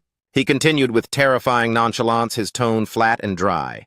I didn't anticipate anyone would have the sheer gall to seek me out in my own shadow like this. As he spoke, Hugo rose to his feet with predatory grace. No matter. Such trivial details are irrelevant now. At that moment, Brian's eyes drifted to the blood-stained earth, his mind racing. Suddenly, he snapped his gaze toward the far side of the clearing. Mangled corpses lay strewn across the ground like discarded waste. His pulse spiked as he surveyed the carnage in horror. You were the architect behind this slaughter. Weren't you after all? His face darkened with fury, his body coiling tight as a bowstring. From orchestrating that ambush by the beast tamers earlier, to this mindless butchery of everyone gathered here. Faced with this barrage of damning accusations, Hugo maintained a haunting silence, refusing to utter a word. After a tense beat, he retorted with chilling indifference. Does any of that moral grandstanding actually matter? Because right now I can see it in your eyes. You are absolutely starving to take my life. Hugo's features contorted into a mask of pure sadism, his gaze laying bare his predatory soul. Fine, I can work with that. To be perfectly honest, at this very moment, I'm also craving the exquisite thrill of watching the light fade from someone's eyes. Deep within the heart of the woods, an unnatural mist swallowed every shadow and leaf. Kim Jang let out a desperate, frantic shout. His muscles coiled tight as a bowstring. Ariel! He bellowed her name into the void, his voice bouncing off the trees in a haunting echo. If you can hear me, quit playing around and answer me. Kim Jang couldn't suppress, the mounting dread pooling in his gut. This is insane. How could she just evaporate into thin air? In the mere blink of an eye, is it possible for a person to be that dangerously oblivious? He agonized over the situation, his mind a whirlwind of dark theories. And Brian is a complete loose cannon right now, charging off into the unknown on his own. If he's reckless enough to provoke those beast tamers single-handedly, or stumble upon something even worse. A cold sweat carved tracks down Kim Jang's face, his eyes wide with a jagged anxiety. This whole mission is going to spiral into a bloody catastrophe. Back at the clearing, Brian lunged forward with animalistic fury, his face a map of rage. He brought his blade down in a lethal, decisive arc. However, Hugo sidestepped the strike with insulting ease. Refusing to yield an inch, Brian pivoted and swung again with suicidal determination. The villain gripped his hilt with relaxed precision, his entire frame coiled to deliver a devastating counter. In a blur of steel, Hugo unleashed a jagged slash across Brian's chest. The sheer force of the blow was cataclysmic. Crimson droplets began to patter rhythmically onto the sodden earth. At that moment, a spark of recognition lit Hugo's eyes. "I remember you now," he drawled out Brian's history with a mocking smirk. "You're that pathetic little lapdog who was always trailing behind that Chatillon brat, aren't you?" Hugo couldn't resist a moment of self-adulation. My memory truly is a terrifying gift. His gaze suddenly plummeted to a sub-zero chill. "I caught a whisper that your precious lady was struck by a lethal, fast-acting toxin." As he spoke, Hugo dug into his coat. "If that's the case, then it's quite simple." He held the glowing glass vial aloft with a flourish. "You've crawled all this way specifically for this." Then Hugo began to twist the emotional knife. "Isn't this the ultimate golden opportunity for a hero to salvage your lady's life, while finally sating your thirst for vengeance? Exciting, isn't it?" His next words pierced through Brian's remaining composure. "Is your pulse racing? With the sheer thrill of it yet?" But alas, Hugo carelessly tossed the vial toward a nearby stump. "Don't be in such a desperate rush. There wouldn't be any sport in it for me if your mistress succumbed to some gutter poison." He continued his arrogant, relentless taunting. "To claw your way out of that massacre years ago, only to end up rotting, thanks to a lowly goblin's tainted arrow. How pathetic." The young Brian fixed a predatory stare on the vial containing the life-saving cure. Hugo suddenly tilted his head back. "A tragedy like that would be—" His face suddenly warped into a hideous sneer, his eyes gleaming with derision. "Utterly beneath my entertainment." The moment the words left his mouth, Brian charged like a berserker. "You arrogant bastard!" Faced with this explosive assault, Hugo remained eerily composed. "I'll give you credit for your sheer balls, and that blind dog-like loyalty. But," he continued, dripping with venomous sarcasm, "it appears you still haven't learned the most important lesson. Know your place." Blinded by fury, Brian aimed a desperate full-power strike at Hugo's throat. And yet, with a flick of his wrist, the man sent the dagger clattering away. The weapon spun through the air, vanishing into the undergrowth. Then came a relentless barrage of scathing taunts that stretched the tension to its breaking point. "Did you truly suffer under the delusion that you could challenge me with those children's toys?" In that instant, Brian looked down to see his hands trembling with a primal, uncontrollable fear. Those very hands were now shredded and bloodied from the force of the last clash. A cold, hard reality finally shattered Brian's rage. "I was so consumed by hate that I completely forgot the gap between us." Inwardly, he fell into a grim, silent reflection, reckoning with the chilling and overwhelming disparity in power between him and the monster looming before him. He was staring directly into the abyss. This was the butcher Hugo Pagati. Vivid, blood-soaked memories of the Empire's history surged back. The former vice-captain of the elite Ares Palace Squad, a high-ranking executioner of the 12 Zodiac Legions, the absolute pinnacle of the Empire's martial might. In that moment, a sickening realization took hold. He was facing a man with a depraved reputation, the sadistic battle maniac. That moniker was forged from his deranged, bloodthirsty obsession with high-stakes duels. Brian recalled the gruesome legends of Hugo's combat style. His fixation on dragging his prey into a dance of death was beyond any sane comprehension. Even when a siege was won and the war decided, he would hunt down the shattered enemy commander just to force a duel, to the bitter, agonizing end. It was a miracle of malice that such a beast still breathed. Suddenly, a suffocating pressure of raw mana erupted from Hugo, its sheer intensity crushing the very air. It was the living testament of a predator who had never suffered the humiliation of defeat. Brian's steady gaze finally fractured, betraying the rising tide of dread in his soul. The monster let out a low, mocking drawl. "What's the matter?" Hugo's eyes remained locked onto his prey with predatory focus. "Where did that pathetic flickering spark of yours vanish to?" The words that followed struck Brian like a physical blow. "Allow me to share a little bedtime story, to stoke the embers of your dying resolve." With a terrifyingly casual demeanor, he began his grisly narration. "This ruined left eye is the parting gift Renan Chatillon carved into me while he was playing hero for you rats." Yet even now he spoke of his victim with twisted reverence.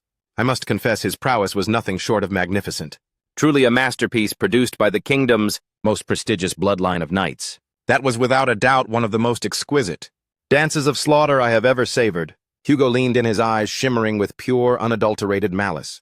"You truly missed a sight to behold. To drink in the sight of the exact moment, the light of hope extinguished in his eyes, as my cold steel finally shredded his heart. It was a vision of absolute beauty, yet I was the only witness to his final breath. What a tragic waste of art." Those words sent a jagged surge of pure primal agony through Brian. So a delightful new inspiration has struck me. Once I've finished gutting you in this clearing, I'll pay a visit to that dreary little village to recount every gory detail to your lady regarding her brother's final pathetic moments. He continued to unravel his depraved fantasy, his words dripping with sadistic glee. And after I dangle the antidote before her eyes, I'll cordially invite her to a duel of her own. I want to see that fragile little girl hurl herself at me in a blind suicidal fit of pure unbridled rage, his features warped further, becoming a monstrous caricature of humanity. And then I'll meticulously carve the life out of her, just like a master sculptor painstakingly chiseling his final greatest masterpiece. I'll ensure she savors every ounce of the agony, for as long as her heart continues to beat. Tell me, what do you think? Doesn't that sound like a grand, entertaining finale? Faced with that monstrous darkness, Brian didn't flinch as he raised his dagger once more. Never! His voice was iron, his eyes burning with an unbreakable, lethal resolve. Not a single word of your twisted fantasy will come to pass, because this clearing is where your legend finally rots.